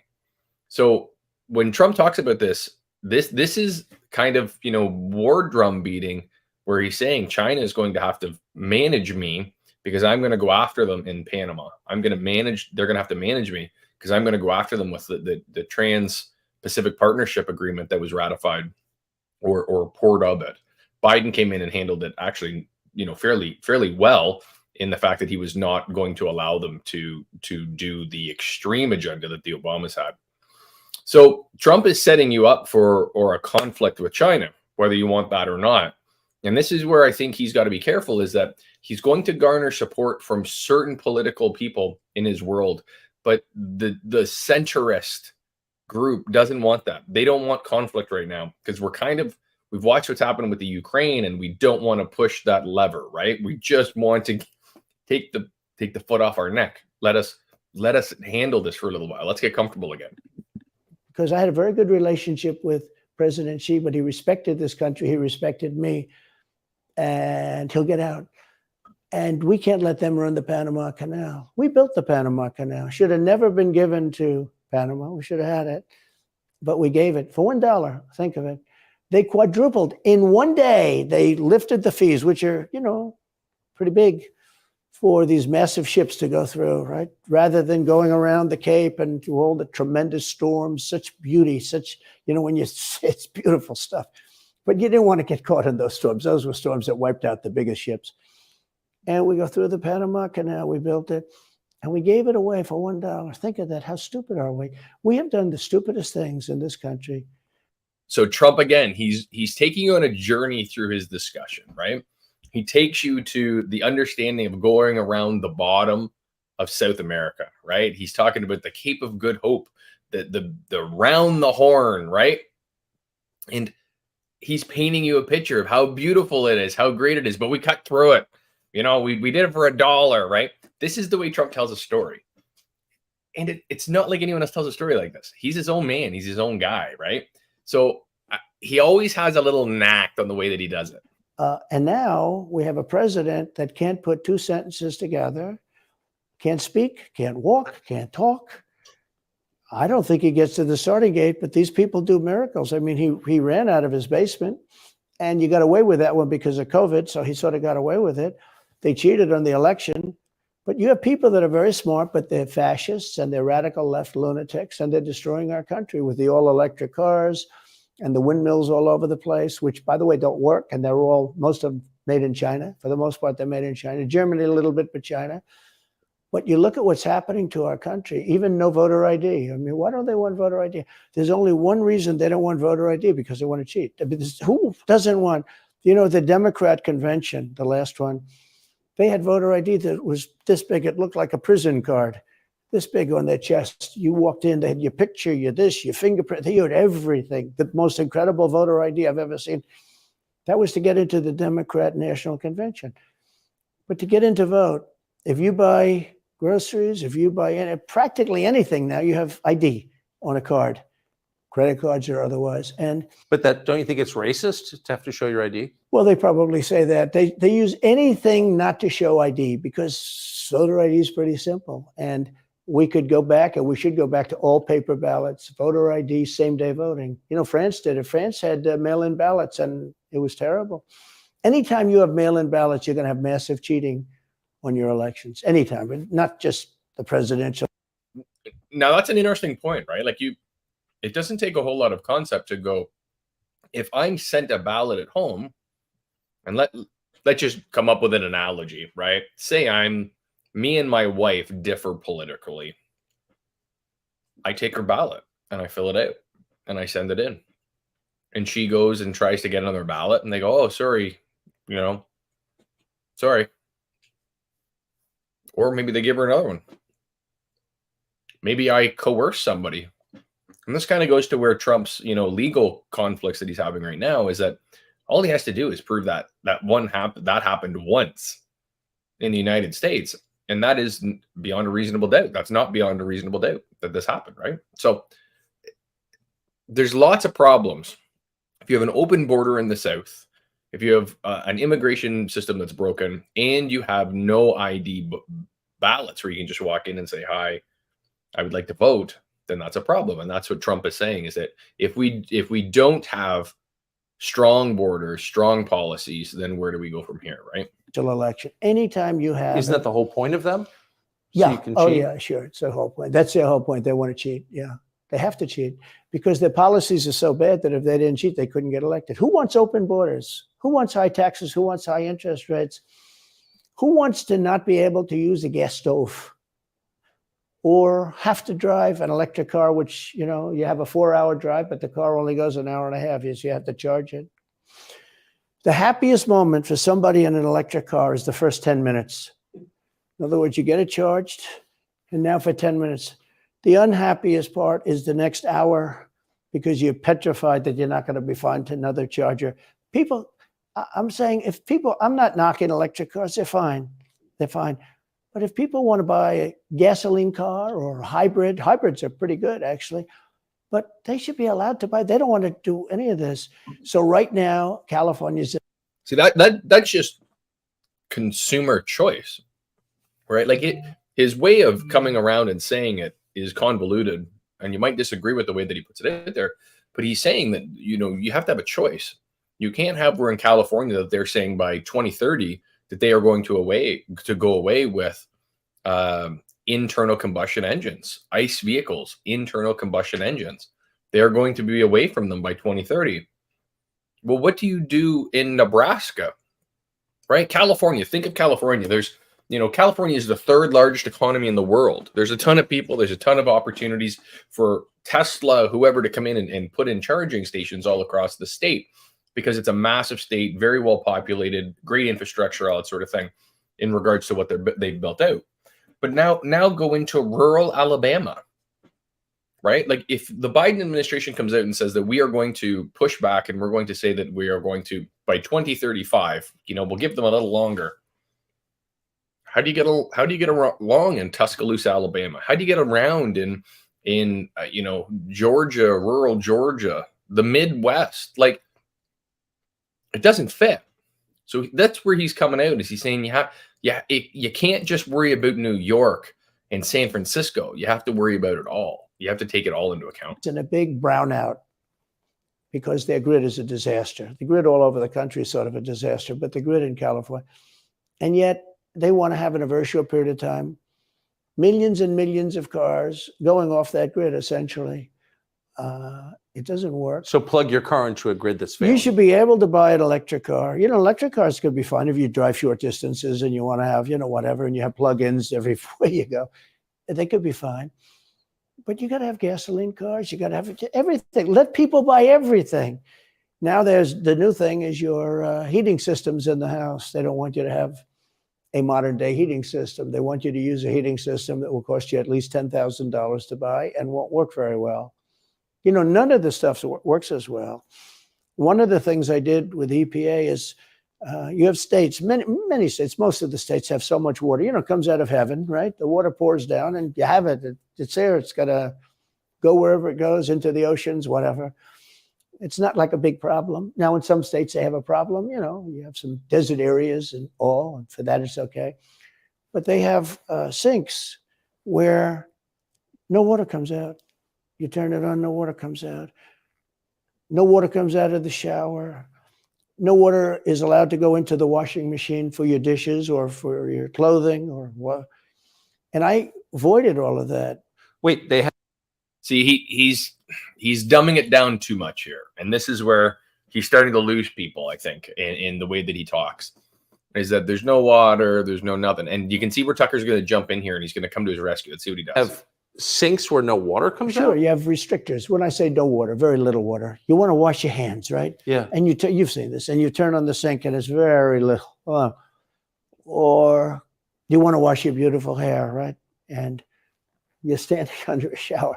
Then the suds never go. The water comes out very slowly. I'm sure you've seen this. It usually takes place in new hotels and new homes. Yeah, you take a drill and take the They have limiter out. Well, you can, but now they make it so you can't do that so easily. They have a restrictor. It's called a restrictor, and it restricts the water from coming out. So I ended all of that, and you have to see these. They let the water come out. You know what people do? They wash their hands like 5 times longer, or in the washing machine, they'll press for their, let's say the dishwasher. They'll press it. Then they'll press it about 7 or 8 times. Yeah. They'll end up using more water, and it still won't be very good. I met with the head of Whirlpool. They were practically going out of business during my administration, and they said to me, from Ohio, incredible, great state, I love Ohio, and they were really doing badly because people were dumping washing machines. Ohio's a bellwether state, needed to get elected. That's why he loves it. All over, mostly from South Korea, but also from China. And he was explaining it's just a terrible situation. I said, let me ask you, how's the quality? He says, we're better, but they are good enough quality. But, of course he's going to say that, but, they are better. He said, but they don't allow us. They're dumping these machines. They're cutting us in half. They're killing us. And on top of it, the government won't let us use water in our machines. I mean, he shows me like a quarter of a bottle of water. That's supposed to be washing clothing. And I freed it all up, and I put tariffs on these countries that were selling and the machines coming into the country. And that company went from all the washing machine companies, they make washing machines, they make dryers, they make all of the different machines that do this kind of work, including dishwashers. And they went from a disaster area to being just thriving. But can I ask, they love me in that part of Ohio. Well, I bet they do, but why should EPA, no one at EPA was elected by anybody. Yeah. Why do they have the power to decide how much water your washing machine uses? Shouldn't Congress in a democracy get to vote on that? Yeah, you could say that. They do things that are not very... So how do you, that's my question. How do you, if you get elected again, go back to Washington, how do you keep the agencies under control? How do you keep FBI and CIA specifically under control? The way you do it, like I fired Comey, that was a big deal. You know, a lot of people said, and I fired him very early. Somebody said, oh, I wish you would have fired him. There was a real question about firing him anyway. You understand, because, you know, when they have a 10-year term, there is a question. I fired Comey. That was a great thing. If I didn't fire Comey, maybe I wouldn't be talking to you, or I'd be talking to you about real estate or something else other than politics, right? That was a coup, in my opinion. That was a very sick deal. That was the insurance policy. You remember the insurance policy? Oh, she's going to win, darling. She's going to win. But just in case she doesn't, we have an insurance policy. And insurance policy was what they were doing.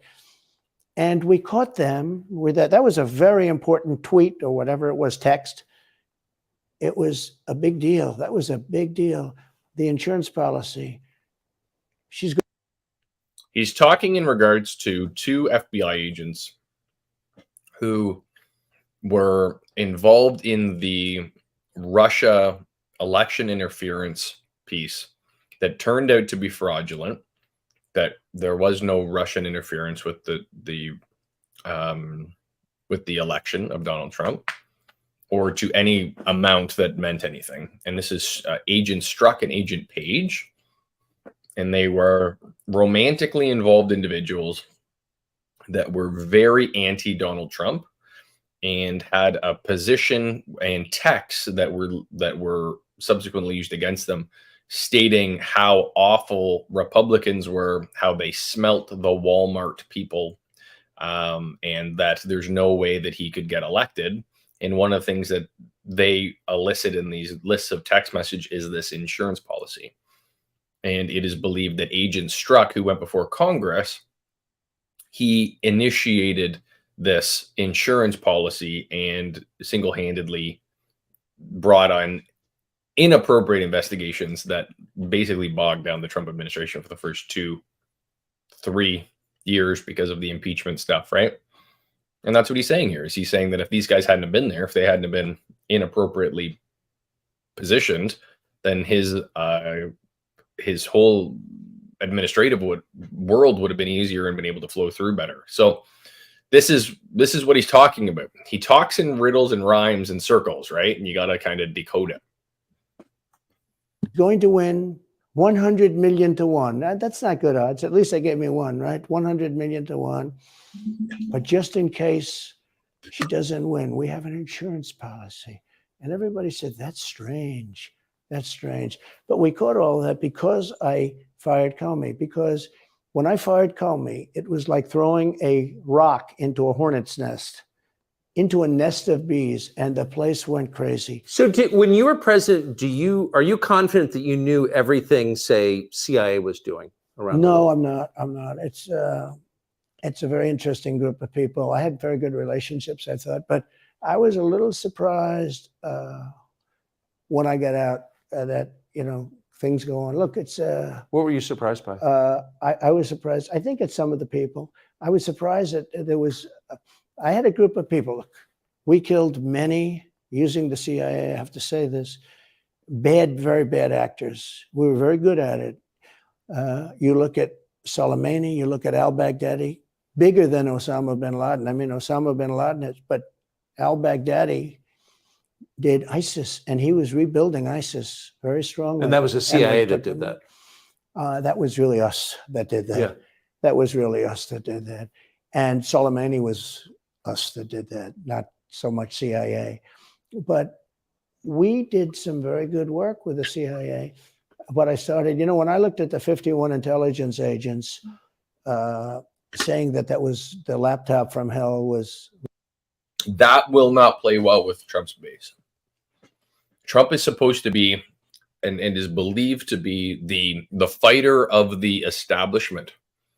And when he goes out there and he tells people that, hey, I was this and I was that, and I was involved in these overt acts and covert acts, because again, there's a difference, right? The overt acts are when we're going in and we're causing destruction on a public scale. And then there's the covert acts where no one knows anything about it. And when Trump is coming out and saying like, hey, no, it was me. And this is where he gets himself in trouble, because his base is not wanting that. His base wants him to be anti-establishment. They want him to fight against what they feel is a corrupt FBI. They want him to fight against what they feel is a corrupt CIA. All of these acronyms, right? Get the government out of these things. That will hinder Trump. That is an issue right there that he has to be very cognizant of as he's going through these debates if he wants to take credit for this shit. Russia disinformation. When I took a look at that, I said, that's a horrible thing. They knew it wasn't. They knew it was not. And by the way, you're talking about cheating on the election. McLaughlin and Fabrizio, great pollsters, they said a thing like that plus other things meant anywhere from 10 to 17% of the vote would change. Whatever happened to Mike Pence? You've always been nice to Pence. I've never heard you criticize Pence. You've defended him in public many, many times. He's out there attacking you. What is that? So Mike wants to run for president. You got to understand, in my opinion, Mike Pence had the absolute right to send the votes back to the legislatures. Okay, so he's talking about, again, the election. This is the whole premise, and he has to be very careful how he wants to put this and frame this, is that this is the premise of the January 6th riots. So the January 6th riots was that they believed that Mike Pence, the vice president, could send the electorates, the electoral votes. You got to remember that they vote down there a little bit different, where they have each state votes for a panel of electorates that then make up the total electorate to choose the president of the United States. Okay. And what he's saying is that Mike Pence could have, should have, and potentially would have said, we need to look further into the validity of these and stop the process. Okay. This at the time was totally a legal threshold that Mike Pence could have, would have, and potentially should have done on January 6th. It would have caused uproar. It would have been a huge problem, but it would have allowed everyone to take a look at the process a little bit more. It was left to the last minute, and that was vastly inappropriate. That's the problem. It should have been done earlier, not left at the last minute. The issue arises is that this is the criminal case. This is the case that they're putting forth, is that Donald Trump tried to interfere with the electoral process. So now Mike Pence is now on attack because he's like, you were telling me to interfere with the election. The Democrats and everybody said, you don't have the right. In other words, what I said, is he a human conveyor belt? You mean if he finds fraud in Pennsylvania, in Georgia, in any of these states, Arizona, he has to send them to Mitch McConnell, right? That's right, sir. Well, if he finds fraud, he has to? Yes, sir. I said, so he's a conveyor belt. Boom, put him in. I said, I don't agree with that. And we had some lawyers, not all, we had some lawyers that said, no, you do have the right to send them back to the legislatures to be rechecked. Because if you looked at what went on in Wisconsin. Like, that is a huge point. Because the legislatures are going to decide if each vote, and you got to remember, you can go back to Florida. Remember like the Bush-Cheney years, where Bush and Cheney, there's movies about it. Watch the movies where they were going back to hanging chads, and when you voted, it would punch holes. And did the hole go all the way through? Was it an appropriate hole? Was it the right person that got the vote? And that goes to a legal process. Then they vote on what the parameters become. Did that machine work inappropriately, right? There was a whole process that was put out there, is that in poor black neighborhoods, because the voting machines hadn't been cleaned out as maybe quite as much as they had been in richer white neighborhoods, that when you would put your ballot in and your pin would poke a hole, that there wasn't enough room on the other side, so it wouldn't actually create a punch. And that was a whole basis for an election. This is what they're saying here at this time, is that there were options to look at this. And this is where the criminal stuff comes from. And you have to weigh, like, what is reasonable? What is a reasonable amount of time? From November to January, it seems reasonable, but was it? who, by the way, now agree with me. Wisconsin has been virtually, other than the fact they're not allowed to do anything statutorily, but Wisconsin has been, I mean, what they found is incredible. I mean, we won Wisconsin, but Mike Pence had the right, in my opinion, to send him back. Do you ever talk to him now? No, I haven't spoken to him in a long time. I was very disappointed in him. I didn't want to do what Thomas Jefferson did. Thomas Jefferson, it was Georgia. And it was, hear ye, hear ye, the great state of Georgia is not capable or allowed to tabulate their votes. And Thomas Jefferson, who was the vice president, said, is Georgia sure that they cannot tabulate their votes? Georgia is sure. He didn't send him back and have him redo it. He said, we will keep the votes of the great state of Georgia for Thomas Jefferson and his president. I didn't ask him for that. Could have done that too, but I didn't. I thought that would be turmoil. This is the criminal case that is being put forth, is that Trump begged and made every election interference push that he could to make sure that Georgia didn't go to the Democrats. And there's precedent, right? This is where the holes start to appear, I think. I asked him to send him back to his legislature, to the legislatures, you know, in Wisconsin, let's say. But why didn't he? I mean, you'd worked together for 4 years. You're the president. He's VP. You say you're aligned on everything. I think he got very bad advice. I really do. Now, let me tell you what happened. I sat there with a few people. I think his lawyer was in the room too. His lawyer was very much against it. There were other lawyers that felt you could do it. It was one of those things. I think you could have done it. I think you can always do something if you see fraud or if you see problems. But it's very interesting. So after the election was over, the rhinos got together with the Democrats and they redid the. Rhinos is a political acronym for Republicans in name only. And these are kind of swing state individuals that find themselves in political kind of turmoilish areas. So that's what he's talking about, rhinos, Republicans in name only, and they tend to vote with Democrats. Oh, and who do we got here? Let's bring this crazy. Hi, sir. Out there. Hi. There I am. I'm back. Can you hear me? How are you doing, pal? I am doing okay. Beautiful. I did not win the axe throwing competition, How could unfortunately. you? We're running a political campaign and axe throwing. What more could you ask for? I know. I'm covering all the bases, trying to, appease everybody at the same time. It's excellent. So what did I miss? So has the Republican debate started at all? I'm not finding it here right now. So I'm wondering if they've the link that I have is problematic, and we'll have to take a look at that. So I think what we'll do is we'll finish up with Trump here. We'll find another link, and then we can come back to it later. Okay. The election, so you couldn't do it anymore. So then I called the people. I said, so in other words, you're saying I was right. You could do it. Yes, you could do it. In other words, they took the Voting Act and they redid it so the vice president no longer has the power to do what I said he could do. So when that happened, I said, wow. So, and you'd look some of these Democrats in the eye and they say, he has absolutely no right to do it.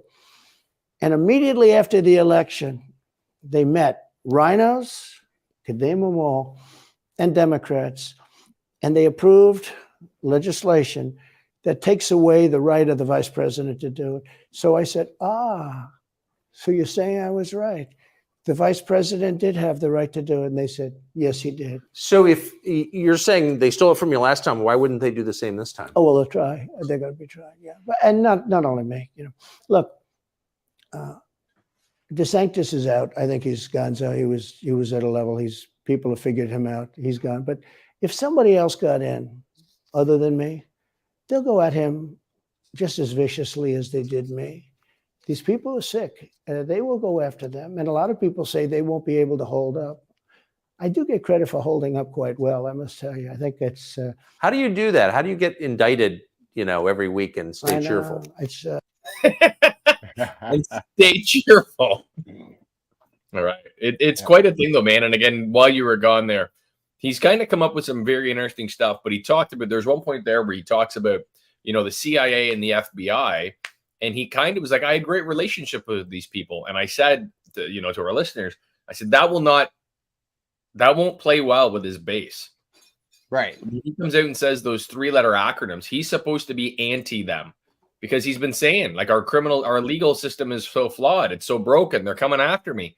Well, I thought you got along with them really well. Why would they come after you if you got along with them so well? Yeah, absolutely. I think that makes it doesn't make sense. It doesn't fit in, especially since he was attacking both of those when he was president. Still, Right. He was saying that both of them were flawed and they were criminals, right? Right. So for him now to say it's an interesting switch. It really seems to me, from what the parts that I've watched, is he is a calmer, more like he just seems to be more subdued, more like he's saying things, but he's not as like polarizing, if you know what I mean. That'll be interesting. How do you think that plays with the voters? Well, nothing's going to change. I think the people who hate Trump are going to hate Trump. Like, as soon as you say the Trump name, you really hate him. But I think you could possibly sway the people who've been watching Joe Biden, much like our Canadian politics with Trudeau right now.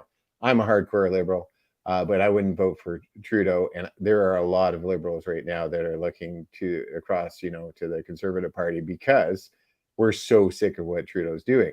And I think as long as that other candidate is, not as right, which is what Poilier, I can never say his name. Yeah, so that's what he's doing. He's right, but he's not as far right as some of the other conservative leaders. So I think maybe Trump's playing in that. Maybe Trump is trying to be more subdued, less polarizing, to gain some of those people that are like so angry with Joe, because there's a lot of people that are angry with the government right now. They've made a bunch of huge mistakes. They're in a war they shouldn't be in. Yep. And they like, whatever you think about energy, the pipeline was so important to a lot of people. There's just so many things that could be done now to make the economy better and stuff that Joe is not doing. I like it. I think it's a lot easier because I'm so high in the polls, because it means the people get it. The people see it's a fraud. The people see it, like this horrible district attorney from just a little while ago, from essentially Atlanta, that's Fulton County. She said, basically, I don't have any right to challenge an election. Well, what about Stacey Abrams? What about Hillary Clinton? What about all of these Democrats that are still challenging my election? The same people that are saying he's challenging an election challenged my election. And they did it with slates. They did it with all sorts of things. They were very bad about it. But basically, they're suing me and they're saying, you don't have any right to challenge it. If you challenge an election, we're going to indict you and put you in jail. So what they're doing is they've weaponized, and don't kid yourself, the DOJ and Biden and the whole group, they're watching all of this stuff. They love the local stuff. The DA in Manhattan. Not only that, they put one of the DOJ top people into the Manhattan DA's office to run things. They don't even have a case against me. It's not even a case. Everyone says, even the Democrats say, you can't bring these cases. You have no case. The attorney general or the district attorney, Fannie Willis in Atlanta, she's getting killed. Basically, she's saying Trump doesn't have the right to criticize an election.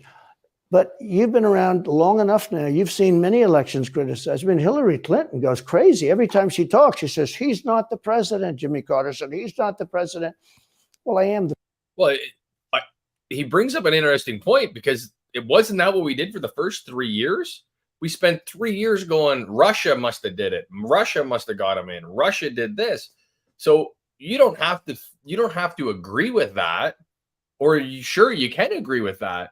But you have the right to say it. You have the right to go that the other guy's an asshole. He's wrong. I'm right. And that's the way I feel about it. And that's kind of the system we've established. So I would argue that it's not exactly the same. Yes, Hillary and everyone on that side were like, there was interference with the election. Trump should not have been the president. There's no way, that kind of thing. But Trump actually was saying that Democrats fixed the election. There's a big difference between those two things. A big difference. And Trump never let it go. Still isn't letting it go. I think if you were to ask Hillary Clinton if she thought that the Russians ruined her election, I think she would agree. But she didn't say Trump stole the election. It's different. It's a whole different thing. It's one thing to say that a foreign government interfered with your election and that's why I lost. It's another thing to say that Joe Biden manipulated the election and that's why I lost. It's a huge difference. You're saying that your government was involved in stealing an election, which they weren't. Like they've proven over and over again that wasn't the case. Now, did the media silence a whole bunch of voices that were pro-Trump? Absolutely. I saw it happen. Yep. I am one of those people that I like to get my news sources from multiple places. I listen to the right and the left because I think that we're probably somewhere in the center is what the truth is. And I think it was about 20 days before the election. I can't remember the exact timeline. All of the people that I watched that were on like Louder with Crowder and the Twins and I can't think of them all now because I don't watch them as much as I used to because it really now there's not much polarizing going on that I'm interested in. But they all disappeared, literally all disappeared. As soon as the election was over, I got like those pings that you get if you subscribe. Which, by the way, now would be a good time for everyone to hit that bell, like, subscribe, share. But yeah, no. So then I would get ping, ping, ping, and like Louder with Crowder alone. I can't tell you how many videos popped up. I'm like, are you kidding me? He was silent during the election and now he's not. That makes no sense. So I think that is how definitely the media definitely manipulated that. So so let's flesh that out because I think you're right. So the social media platform silenced strong conservative views. Yes. During an election so that the average voter didn't have both sides of the story. You had the Trump is a racist, sexist, misogynist. And if you disagree with that, we are going to throttle your broadband and you're not going to be able to get out there and talk to people. So my question is that if tech did that, is capable of doing that, is that not some form of, and then this is the preface here, we've since proved that the FBI and the CIA were involved through the Twitter information leaks that with Google and Facebook, that they were in contact with these organizations, making sure that certain channels were throttled. Now, when he says they did that, they affected and caused the election to go a certain way, I don't see it any different than Hillary Clinton. I would definitely say that in that route, he is correct because I saw it firsthand. I watched it happen. So absolutely. As for like voter tampering and all that other stuff, I'm not sure. Like that is really voter tampering. That's voter tampering. If they can link it to someone who is part of, if they can link it to someone who's part of the Democrat Party, then yeah, it's voter tampering. If it's just that you have a business and you don't like Trump, so you're going to not support him in any way, is that voter tampering? Like you yourself, you don't like Joe Biden. So on Soaring Prophets, we probably wouldn't, this is a bad example, but say we wouldn't promote Joe Biden during an election. Is that tampering or is that just our personal choice? So these are businesses, public businesses that get to make decisions what they want to do. It's not a public forum where, unfortunately, freedom of speech is mandatory.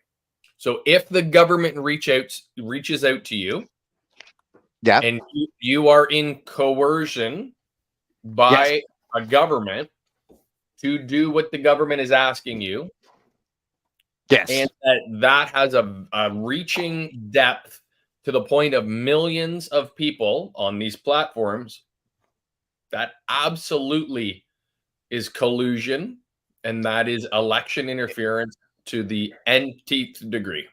If you can prove that there was government collusion, absolutely, I agree. Well, I think but that there has been no proof. research, but look into the Twitter files that Musk opened up, and that's why Elon Musk was in the shit books for a very long time, because he kind of shone the light that, you know, this very left-leaning government agencies were saying, hey, look at, you need to throttle these people. You need to pull Trump off. You need to pull his account off Twitter, on Facebook, on Instagram, on all of these things, because he's a threat. He's a problem. And when you pull those off. But there was no government link to that. I agree. Well, I'm telling you that there is actual evidence that there's evidence all the time that Google, Facebook, and YouTube, and all those, like maybe not YouTube, but they work together. Absolutely. There's lots of files on that, lots of information going back and forth, and that's just good business. To prove that Joe Biden's but Joe Biden's party had an influence in that, I don't think they've proven that. Yes, they have. That is in here. I'm pulling up. I Googled, so anyone could do it at home right now. Twitter files proof of government, and I was going to go with interference, and then I just hit the first thing. Musk tweeted that Twitter had acted under orders from the government, though Tiabi, who is the reporter, found no evidence of government involvement in the laptop story of Hunter Biden, tweeting although several sources recall hearing about a general warning from federal law enforcement that summer about foreign Russian hacks, and that's where it ends. So what it does say is that Twitter was under orders from the government. That seems problematic on its face alone. Please do your own research, dive into that as much as you would like. But I'm telling you, from what I have researched, that is a foregone conclusion in my mind, that the government was reaching into these public businesses and dictating what was needing to come down. And because they're very left, they had no problem with it. I imagine no one's watching now anyway. You've been running for 2 hours. Holy. Yeah. So what I'm more concerned about, and I've been doing a lot of research lately, is what Trudeau's doing with the news agencies. We are basically going to be silenced. Yep. Like it's a scary thing. You can't even talk about it yourselves. Like you and I won't be able to talk about our own Canadian government politics. Yeah. Because it won't be, you can't show it on any feed, on any YouTube. That's messed up. That's like, why it really does. Like if you look at the Arab Spring, if you look at all of those things that, or even the convoy, you know, I'm not with the convoy, but even the convoy, a lot of their movements were created through social media, even the way they were funded. So what does that mean for the future if we can't get information like wildfires? Like how many people are watching the news to find out that, you know, the surrounding area is on fire? You wouldn't even have a clue. Well, that's the problem, is that you will be told what you are to think and what you are to do through the government purveyed CBC that has been approved.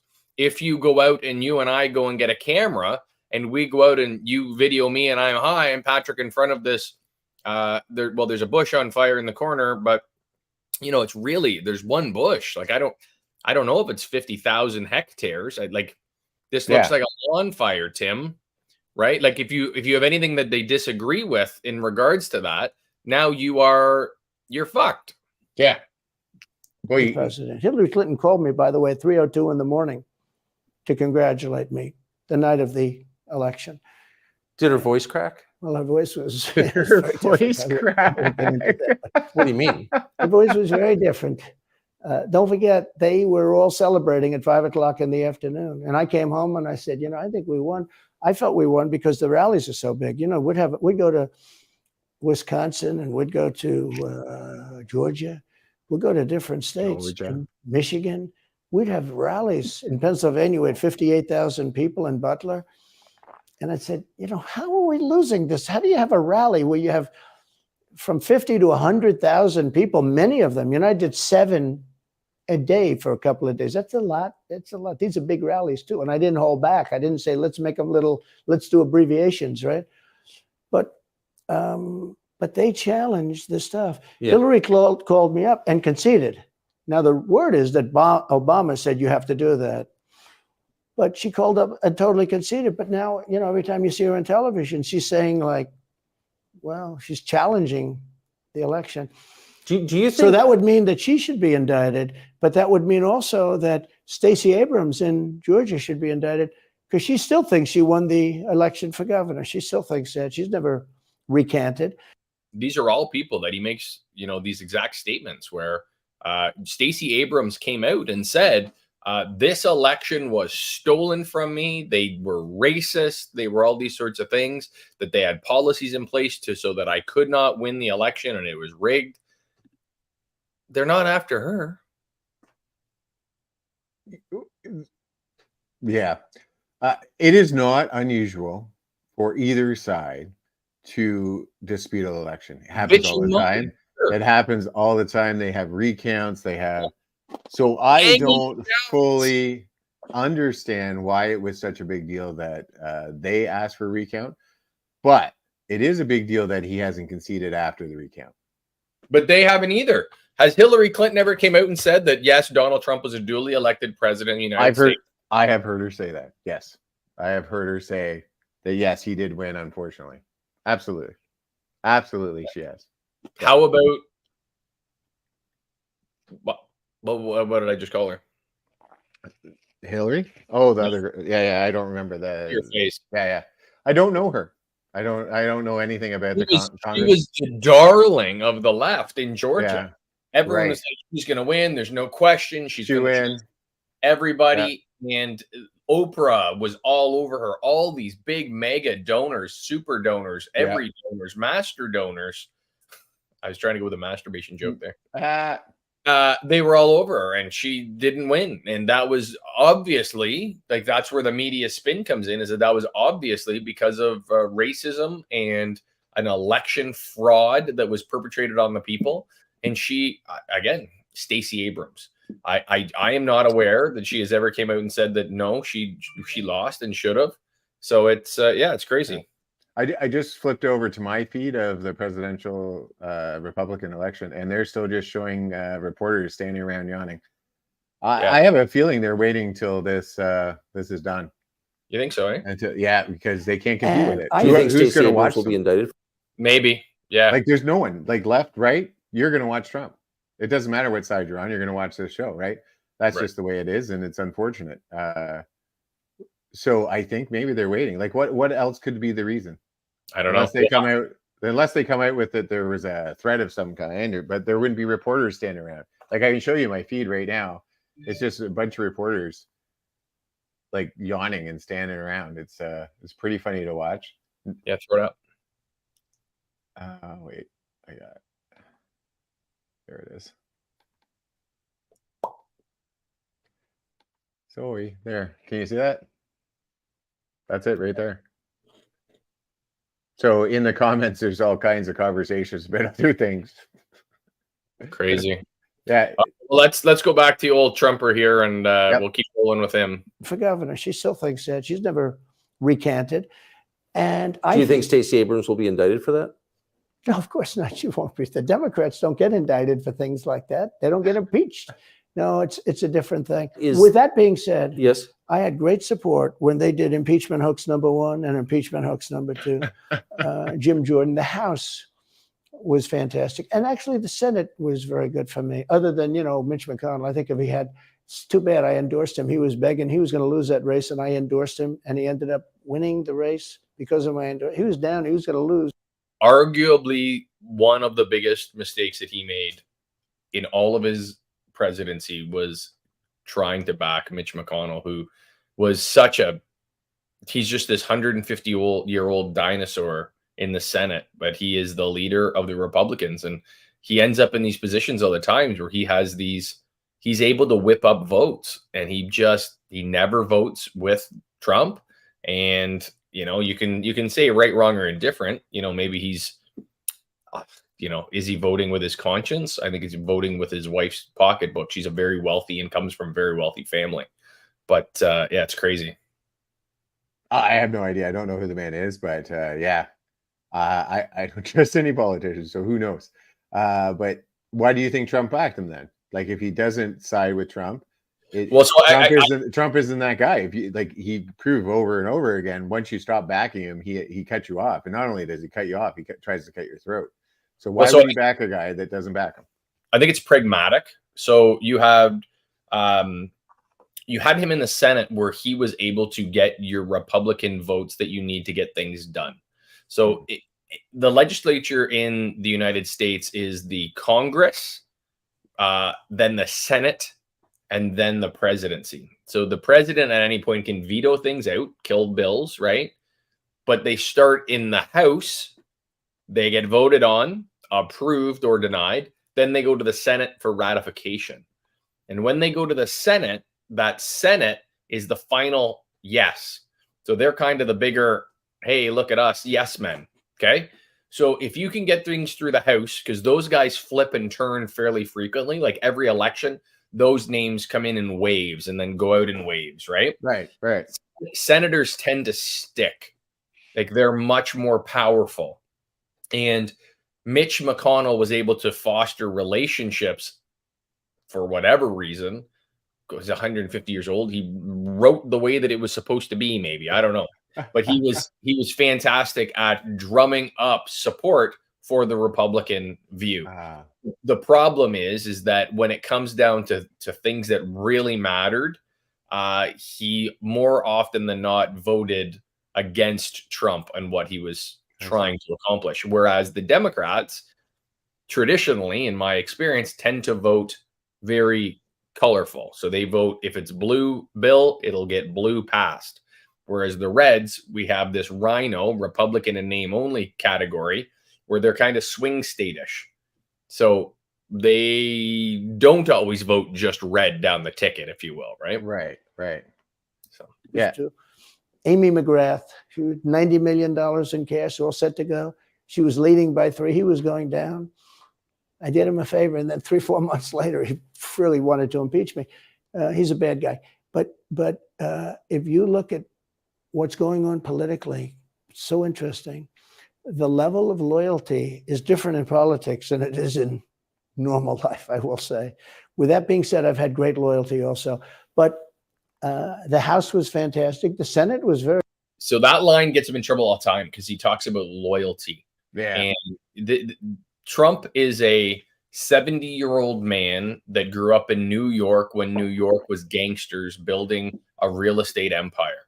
And, you know, when you talk about who he was in building these buildings, it was Teamsters. It was legit mafia people that he was dealing with. And loyalty means something to a man in his 70s. So loyalty means something to me too. So my dad was big on loyalty. My word is my bond. I gather people around me that are loyal. So I understand what he's saying. Like, I don't think it's necessarily with the mafia, but I do understand how you can link it to it. So when I was growing up, my dad was saying, if you get into a fight, make sure the guys that are standing on either side of you are loyal enough to stand beside you, whether you're wrong or right. Right. You know, those are the people you want beside you. And that's what he's talking about. But I don't know. Every time he talks, they try to link it to something negative. Like, I don't like Trump. I think he hangs himself all the time, but I don't think he's talking negative all the time. You can't, like, every word he says has a negative connotation. He does say some of the things he did were positive. And I find it hard to believe that no one else can see that just because of who he is. And I get that. I get because of who he is. They just want to throw everything away because the few things that he did were good are so outweighed by what they deem as negative and what I deem as negative too. Right.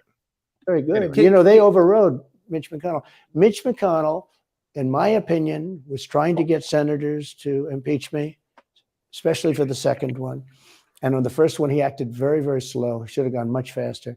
But Mitch McConnell wanted to, and the senators went up to him, guys that are subservient to him because he gives money. You know, he gives them money. He gives them a lot of money. He raises some money and he gives it to them, and therefore they do what he said. That's the only form of leadership he's got. So last question, if you're elected president again, what's your number one priority? When you ran last time, you said, I will build a wall. This time, your bottom line top promise to the So country. you can do numerous things at the same time. Of course. But let's say number one is a border and taking hundreds of thousands of criminals that have been allowed into our country and getting them out and bringing them back to their country, Guatemala. By the way, not only the 4 countries that we think of as neighbors, all over the world. Last month, we had 149 countries represented. Think of it. We had 149 countries represented, Tucker, from places that many people never even heard of, coming into our country.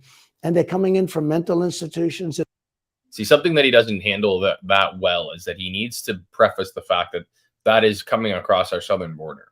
Like that leaves that interpretation open, is that, of course, there's people coming from Lithuania, like find it on the map for the average American, right? They don't know where Canada is, but you've got somebody coming from Lithuania flying into JFK because they're trying to start a new life in New York. Yeah. Of course they are. But the problem is that, and this is something, again, do your research, dig into this yourself. You're seeing African nations flying, getting a plane ticket and flying into Mexico City, then walking from the airport in Mexico City across into America. They're flying into border cities in Mexico and then walking across in the States. And this is where these are not people that are fleeing persecution. These are people just coming to the United States. They're coming in illegally and bypassing the years and years and years and years of process that it will take if you came legally. Yeah, but the way he goes about it, the way he says it is not good. Like, it's one thing to protect your borders, but to say that they're all criminals and rapists, and that's where I draw the line. Like, you're putting everyone in a box that they don't belong in. I would say the majority of those people are just people who want to raise a family in a country that's freer. And yeah, you're right. They should come through their country the right way. They should come through our country the right way. But in some cases, if my family was in danger and I was in a dangerous situation, I'd be crossing that border too. And, once you get there, you go about it the right way, which is what happens, right? What is happening a percentage of the time is awful, where they're abusing people. People are like muling them across and doing some terrible, terrible things to make money off the backs of these people. That is awful. And that's what we have to be working on. The problem is Trump puts them all in the same box. It doesn't matter that these are just good people, good, hardworking people with families that are trying to protect their children, just like we are. And yeah, they're coming across illegally, but they're fearful for their lives. And I can get that. I would do anything for my children. I would grab them right now. If we were in a dangerous situation, I'd go get them right now and run into America if I had to. Well, so I think the premise is that, okay, so you might not like the semantics of the one he's describing, but if you come across illegally into the United States, you are a criminal. Okay. Like, so you're a criminal. So when he says they're criminals, but he's saying that he's lumping them in with drug dealers and rapists. No, you're implying that with your racist leftist thoughts. He said it. He said it over and over again. He said it over and over again. It's not something I'm implying. I'm not saying he said it here. I'm saying he said it over and over. And they're coming in from mental institutions, and they're coming in from prisons. They're emptying out their prisons all over South America. They're emptying out their mental institutions. Terrorists are pouring into our country. We have no idea. I had the strongest border in the history of our country, and I built almost 500 miles of wall. They like to say, oh, was it less? No, I built 500 miles. In fact, if you check with the authorities on the border, we built almost 500 miles of. There's something you'd like to add to that? Okay, so he did call them terrorists, and he did say they were prisoners, and he did say they were already guilty before they walked into the country. So I am validated in my statement. But I was laughing because he is so he is such like, it's all about him. He has to prove at all times that he is amazing. Like, I built the best wall. Everything was safer when I was there. And I don't know if you ever heard the saying that people who are leaders don't have to say they're leaders. Yep. People who are kings don't have to say they're kings. Yep. He always seems to feel like he has to prove what he's done over and over again. Now, a small portion of that is because there's so much pushback on him, but he's been doing that from the start.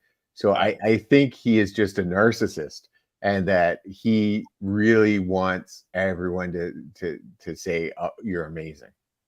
Well, I would agree with what you said at the end there. I wouldn't go as far as, what you ended up with, but he's a narcissist. He is 100% a narcissist. I would argue any politician that is willing to put themselves onto that scale, is. There are certain levels of narcissists, but there's people that are out there, at least in the beginning, want to help other people. He seems to want to build himself up with every breath. Are we right. No, are we distracting you? Is it something you want to share with the class, young man? Right. No, I think that, like you had said, that he has been pushed back violently, and he is in a position where he has to do things in a different way, that he has to stand on it. Anyone that I think that runs in that realm is going to be ego driven. So, if we want to get into the narcissistic temptation of egos, then I don't think that's a tough one to sell. Oh, I think any actor, any politician, there is a certain part of narcissism to them. Like even you and I, we have a certain part of narcissism, I'm sure, because you have that drive to be in the limelight a little bit. But, I want to do good. I want to change the world, and I want to do good. I want to do positive things. And I don't have to tell you what I do. Like, I don't come out here and tell you all the things that I do, and I'm not going to. But he seems to, with every breath, with every interview, with everything, he has to put it out in the limelight. And I just think, my college that I went to, our motto was "Let the deed show," and that's my life. That's how I feel about the world, and I think that's presidential. I think you don't have to. If you're the president, you're the most powerful, apparently the most powerful person in the world. You don't have to tell people what you do. That's great. It James just happens. 2028. Sorry? James 2028. What about 2028? You're going to be presidential. It sounds like you have I'm ready. You're looking for. Wall. Yeah. And I had another 200 that I was going to build. It's like water, it seeks. And we're going to build another 200. We built it. It was all set to go. All they had to do was install it. It would have taken 3 weeks. And that's when I found out. I said, I think these people actually want open borders. The first thing I would do would be I would seal up the border good and tight, except for people that want to come in legally. Do you think we're moving towards civil war?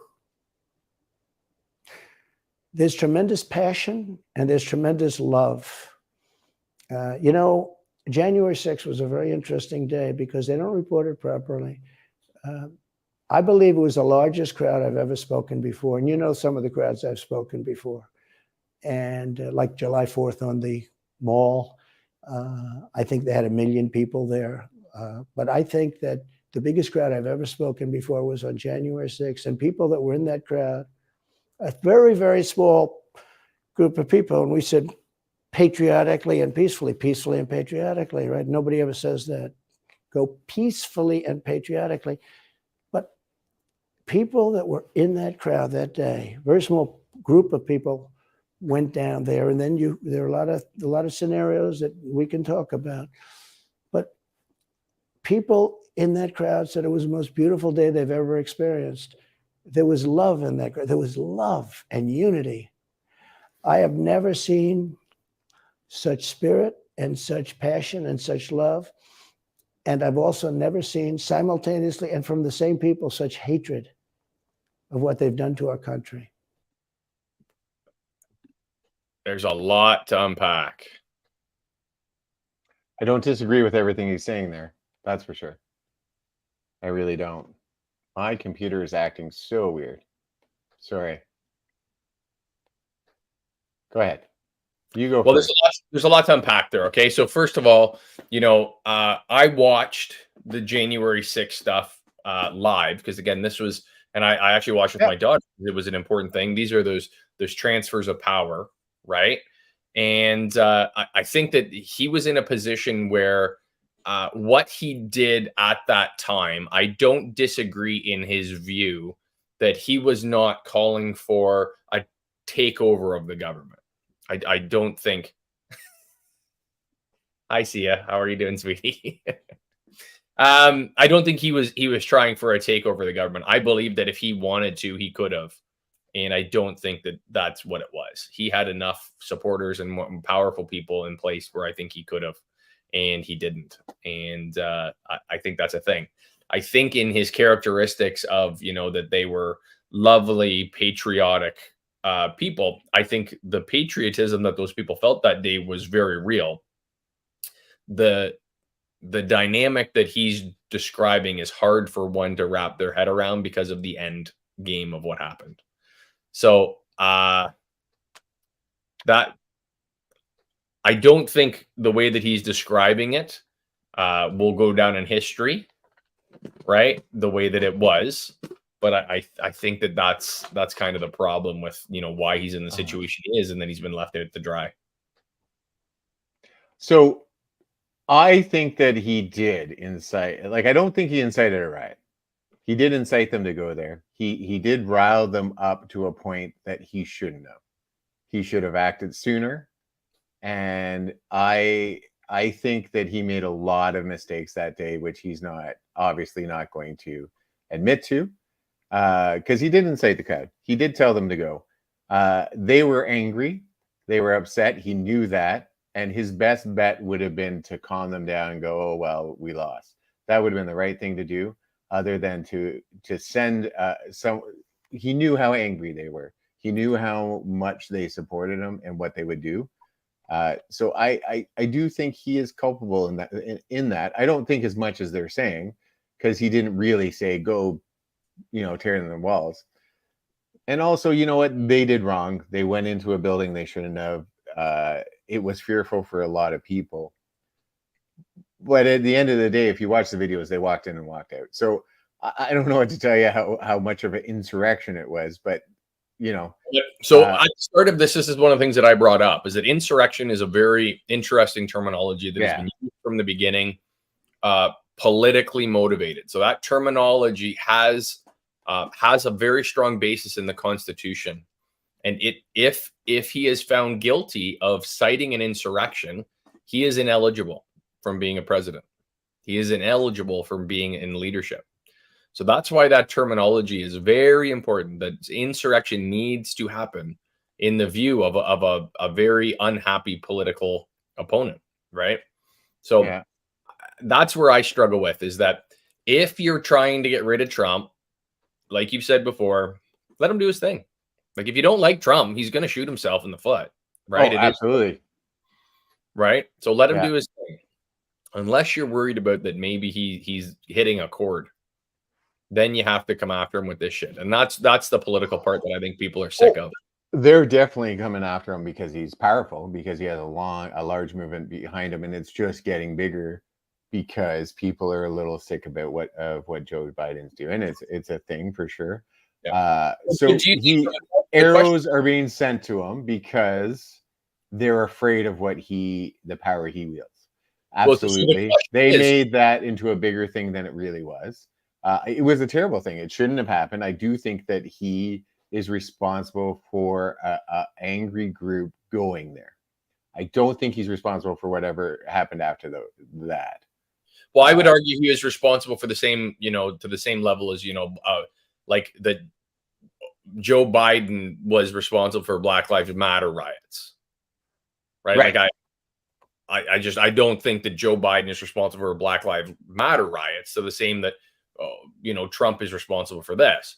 The issue is, and this is where Tucker, I would say AOC had some of that. She fanned the fires a lot, but I agree with Sia here that I just can't believe these are the options. Like, there are way better people out there that could run the country far more efficient. Trump isn't the person to lead, but neither is Joe Biden. Yeah. So why don't we have better options? Because they go after them. right? This is the whole point, is that if you're red, the other guy is going to try to kill you, bleed you, stick you. If you're blue, they're going to try to kill you, stab you, stick you. It's these people, and you're like, hey, he's an ideologue, right? His ego is all about what he is. It's like, well, that's who you get when you create these cutthroat things. The problem is with Trump, is you look at him and you go, face value, you know what he is. When you have a guy that came out, and I'm not going to pretend to say that I was an Obama supporter, but if you get some of these charismatic leaders that are coming out there, you have a situation where it's like, is it real? Right? Like, if you're this charismatic, because if you are worthy, you know the job. Exactly. 100%. Right? If you're a charismatic leader position, why would you go and make $380 or whatever, $400,000 a year as the president of the United States, when you can go and make $1 billion with whoever, Intel, Facebook, the leader of anything else, right? Or you can start your own thing. Absolutely. Right. But I think you're right. I think the people that are good leaders that get into politics, they're pulled out. And also there's a legacy.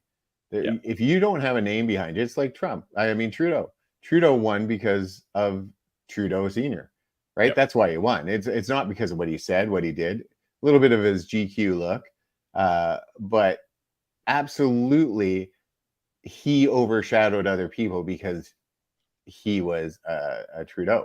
And, that's why he got to be the prime minister the leader of the Liberal Party over others, because he had the Trudeau name. Much like they were going to bring in the woman, I can't remember her name now, but she was Mulroney's daughter. She is. She's an MP. Yeah. So, yeah, exactly. And can you argue that she knows what she's doing? Do you think? Well, so again, being conservative, her and I, like, we align closer. So, like, I look at her, Carolyn Mulroney, and she is like a Burlington-ish riding. And so, like, I think, like, she is constantly, like, I follow her on Instagram. She's constantly in people's living rooms, dealing and talking with them. She's in their businesses. She's going around with a real finger on the pulse of the community. Right. Where her dad was not. Like, her dad was not a very loved politician. Not like, when he left politics, it was like, burn it down. Mm-hmm. She kind of went in and had to, and you got to remember where she is, right? Like, she is in otherwise a liberal stronghold. So it's Yeah, I'm just saying that it's hard to go against these big politician names because that gives you such a huge weight. It's like branding. That's how branding works. That's what they try to get you, like bounty. They're trying to get bounty in front of your face every 30 seconds. So when you go to the store, you go buy bounty. When you see the Trudeau name, Trudeau was a very liked person in Canada on both sides. They liked him just because of some of the decisions he made. Yeah. And how he acted with crowds and stuff like that, and the Trudeau salute, which was pretty amazing. He was a different sort of politician back then. His name holds power. So you can trust that brand. And so I just think that other people, the Trudeau we have now is not worthy of being in that position. Twice. Let's go back. Let's go back to Trump here, because I think what he's talking about here is Tucker Carlson, trying to bring it back, is that he was asking him, do you think we're going to have a civil war? And Trump is saying about how passionate people are and the divide. Yeah. So do you think it's possible that there's open conflict? We seem to be moving towards something. I don't know, because I don't know what it, I can say this. There's a level of passion that I've never seen. There's a level of hatred that I've never seen. And that's probably a bad combination. Donald Trump, thank you. Thank you very much. Very much. Thank you. That is a bad combination, by the way. Bad combination. Thank you. We'll even let them sit with the Tucker on X there for a minute, because I think that's cool. That was a good interview. What do you think, James? I thought it was a pretty good interview. Like, I thought that, like I said before, Trump was subdued. I think that he is trying to be a little bit more level-headed this time, but there's no one for him to play off. So we'll see when he actually gets into a debate how he reacts to other people. I don't think Tucker, you can argue this if you want, but Tucker sent in some like softball pitches. Oh, like they were softball pitches. Like there was nothing about Like, I'm sure the questions were very well vetted before he asked them. So, well, see, I don't know that, but yes, there was lots of softball questions that led to Trump's persona, right? That allow him to do his thing. Now, yeah. I don't know if Trump would be like, I want these questions asked, because in every interview I've ever seen him, I've never seen him where he feels like when he's on script, he's not good. No, he Like, doesn't do with the script. No, he can't read it. He doesn't know how. He just, yeah, no, absolutely, I agree. Yeah, if you give him the shot off the cuff, like I say, is he talks in a different way. He talks to the lowest common denominator, and he breaks it down in a way that is so simple to understand, where you're talking about massive political systems, right? These massive political systems, and you're breaking down to somebody who can't run their iPhone, right? Like, and you got to remember that's who's voting. So he's breaking it down. You don't have to like it. You can think that he's a simpleton. You can do all that So stuff. did you just say everyone who voted for Trump is dumb? Is that what you're trying to say? No, what I'm saying is that the messaging, right? Yeah. No, I no, the stuff they did that we're talking. Go ahead, sorry. You look at Kamala Harris, and Kamala Harris does a very similar thing. Is that because she's realized the powerfulness of simplifying that messaging, being direct, and the bus goes here because the bus is this and the bus is that, right? Her speech, you listen to her, and he brought this up at one point, is that they're almost rhythmical, like they're a cat in the hat story. Mm-hmm. That's how he tells a story. He takes you on a journey. Like when he was talking about the Panama Canal, like he's like, years before, you would have to go around the Horn. You'd go around the bottom of South America, and we built it for $1. Beautiful trips. Oh, they would have been beautiful, the trips around the Horn. Well, now you're picturing this, and they're like, okay. And then all of a sudden we built a channel through. We built it. Why are the Chinese doing it? Right? He's giving you something that everyone can bite into. And that's a unique thing that he does. Yeah, I do remember, like, when I was in school, they talked about how newspapers were written at a 4th or 5th grade level because the population, that's what they could handle back then. Right. But I just think, is it that Trump, it just seems like Trump doesn't understand sometimes. Like, he just doesn't understand what's going on the way he describes some things. It's almost like he's trying to figure it as he's talking. Yeah, I get it that he's trying to, like, give. I get it that he's trying to explain very complicated things. Like, they're above my pay grade too. Some of the wars and different political structures and the power that's at play, and he's trying to reach audiences both educated and lowly educated, and there's something to that. But his base rate now is really, do you think that they're lower educated people, or do you think that he just talks that way? Well, I think why would you talk? Go ahead. I think if you talk to different people, you'll get a different answer. So if you were to say, like, which are the red states, right, traditionally, right? So you take the South, you take basically the entirety of the middle of America is red. So you've got Arkansas, Mississippi, Georgia's kind of a swing now, right? All of these areas are traditionally Republican. Well, but so are the major states as well. Like if you go to California and you show California on a map and you take it by county, it's a sea of red. The problem is that San Francisco, San Diego, Los Angeles, these areas are 90% blue. Right. Michigan, Trump wins every day if you take Detroit out of it. Like if you take these urban, densely populated areas out of it, the Republicans walk it all day long. Well, why do you think that? What's the reasoning behind that? Why? Okay, so the question is education, right?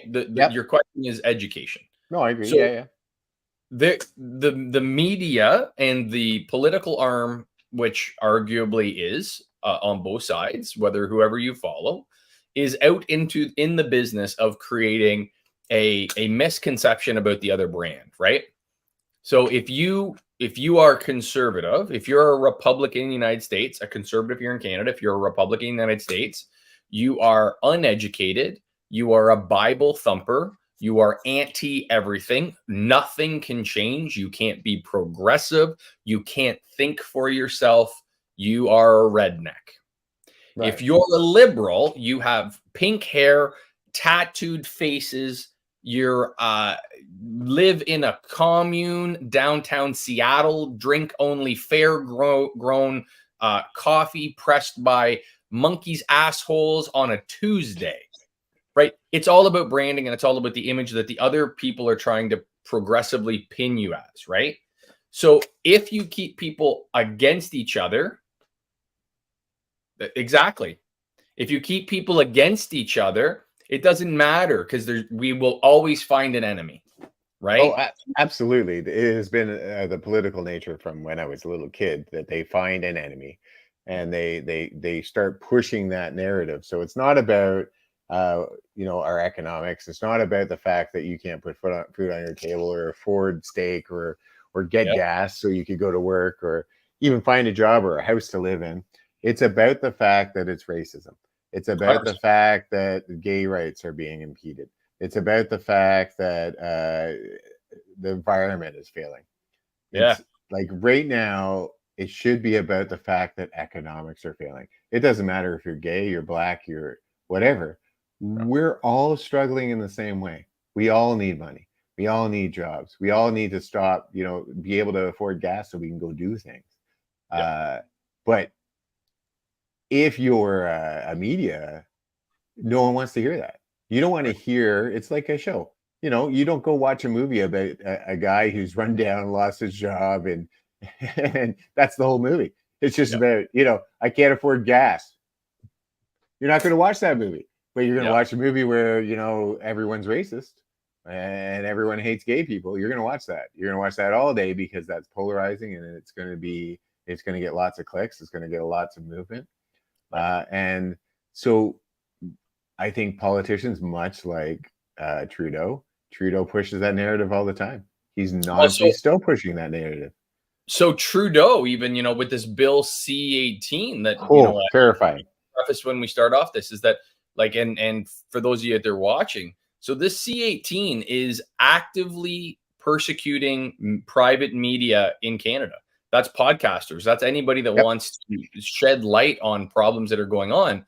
They will force platforms to pull you off, because they're demanding that if you have media, if you have any form of news that you're providing, and these definitions are like legal definitions. They're not just what I call myself.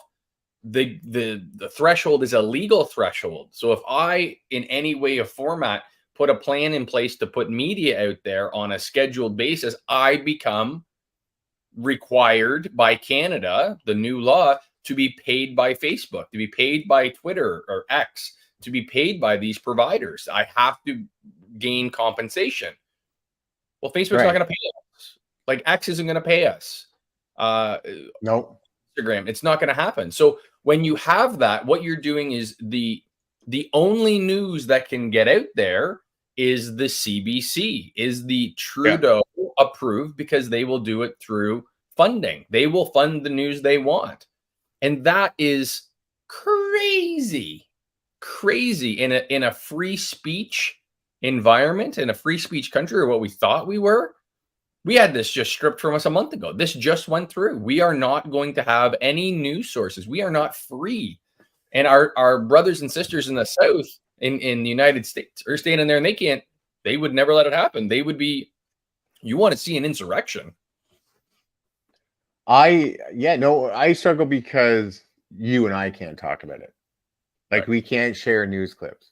We can't talk about what's going on in the world on our podcast that we created, that we, even if we don't steal from the news reports, and show live feed, we still can't talk about it because they will block us. And that's terrifying. That is completely free speech being taken away.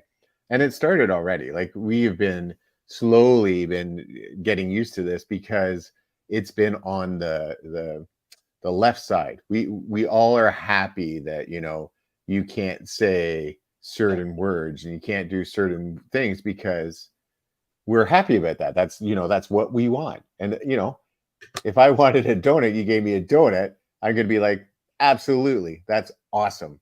But if you start not giving me a donut and start giving it to someone else, that's not awesome. And that's what's starting to happen. We were limiting free speech. I think everyone should have free speech, even arrogant jerks, as long as you're not hurting someone. You're not like telling everyone to go kill these people. I think you should be able to voice your opinion. I don't care. That's how we learn. That's how we discuss things. And we're not going to be able to do that. And it's been this slow roll. They've been saying, you can't do this and you can't do that. And now they're taking out our news system that we've had forever. It's literally it's the check and balance of democracy. Yeah. So the news reporters used to hold the government accountable. Right. And now we have blown up so much that there are so many people out there debating and talking about this stuff that have been holding the government accountable. But now, even if it's fake news, you should be able to still discuss it. It's the scariest thing. I don't understand why everyone is okay with that. Yeah. I don't know. Yeah. Well, folks, I want to thank you. This was kind of a neat little thing that we tried out tonight. We can't see the debate at all? I haven't seen it. So I think what we'll do is we'll end on this. We'll wrap it up. Okay. And then what we'll do is we'll come up with our other thing, because the debate itself is probably going to be another hour at least. Yeah. So by the time we get this done, we'll call this for the night. We were going to plan on doing the Trump one and this. So maybe this will just become the Trump piece, and the other one will be the debate. And again, sorry, but yeah, it is what it is. You know what? I really do think that they held off. We'll find out. Yeah. Or maybe we just didn't have the right feed. I don't know. I haven't been able to find it anywhere. I've been searching. So anyway, thank you very much for watching. See ya. You're amazing. One more thing. Not that anyone's watching at this point, but I'd like to throw something up here. Of course this is Walking I've already Tall. done it. I've already done Walking Tall. I already hit it. Oh, I love this. I love these peeps. They're making the world a better place by showing everyone what mental health looks like in men, in women. They're promoting that, you know, things like, you know, if you go to your employer and say, you know what, I'm struggling with mental health, the reaction shouldn't be fired. It should be, you know, you get help, you get support. Same, they're supporting like our paramedics and stuff like that. Great organization. Coming up soon, they're going to have a 5K run walk. And if you can support them in any way, I really like to see you do that, because I just love them. Anyway, you already did this. I'm glad you did. And this is a great organization here. It's one of my faves, Soaring Prophets. Please like and share and subscribe. It's very important to us. This is why we do this. You know, we just enjoy having you people watch, and I hope you're interested. And we know that by you liking, sharing, and subscribe. So get on there. Love us. Give us some love. There you go. As always, folks, thank you guys. We appreciate you. You give us the opportunity to do this fun stuff. And when we get that opportunity, we have a lot of fun, and we talk for 2.5 hours because we're psychopaths too. As always, folks. Narcissistic psychopaths, that is. Let's make some money together. Let's heal our minds, bodies, and souls.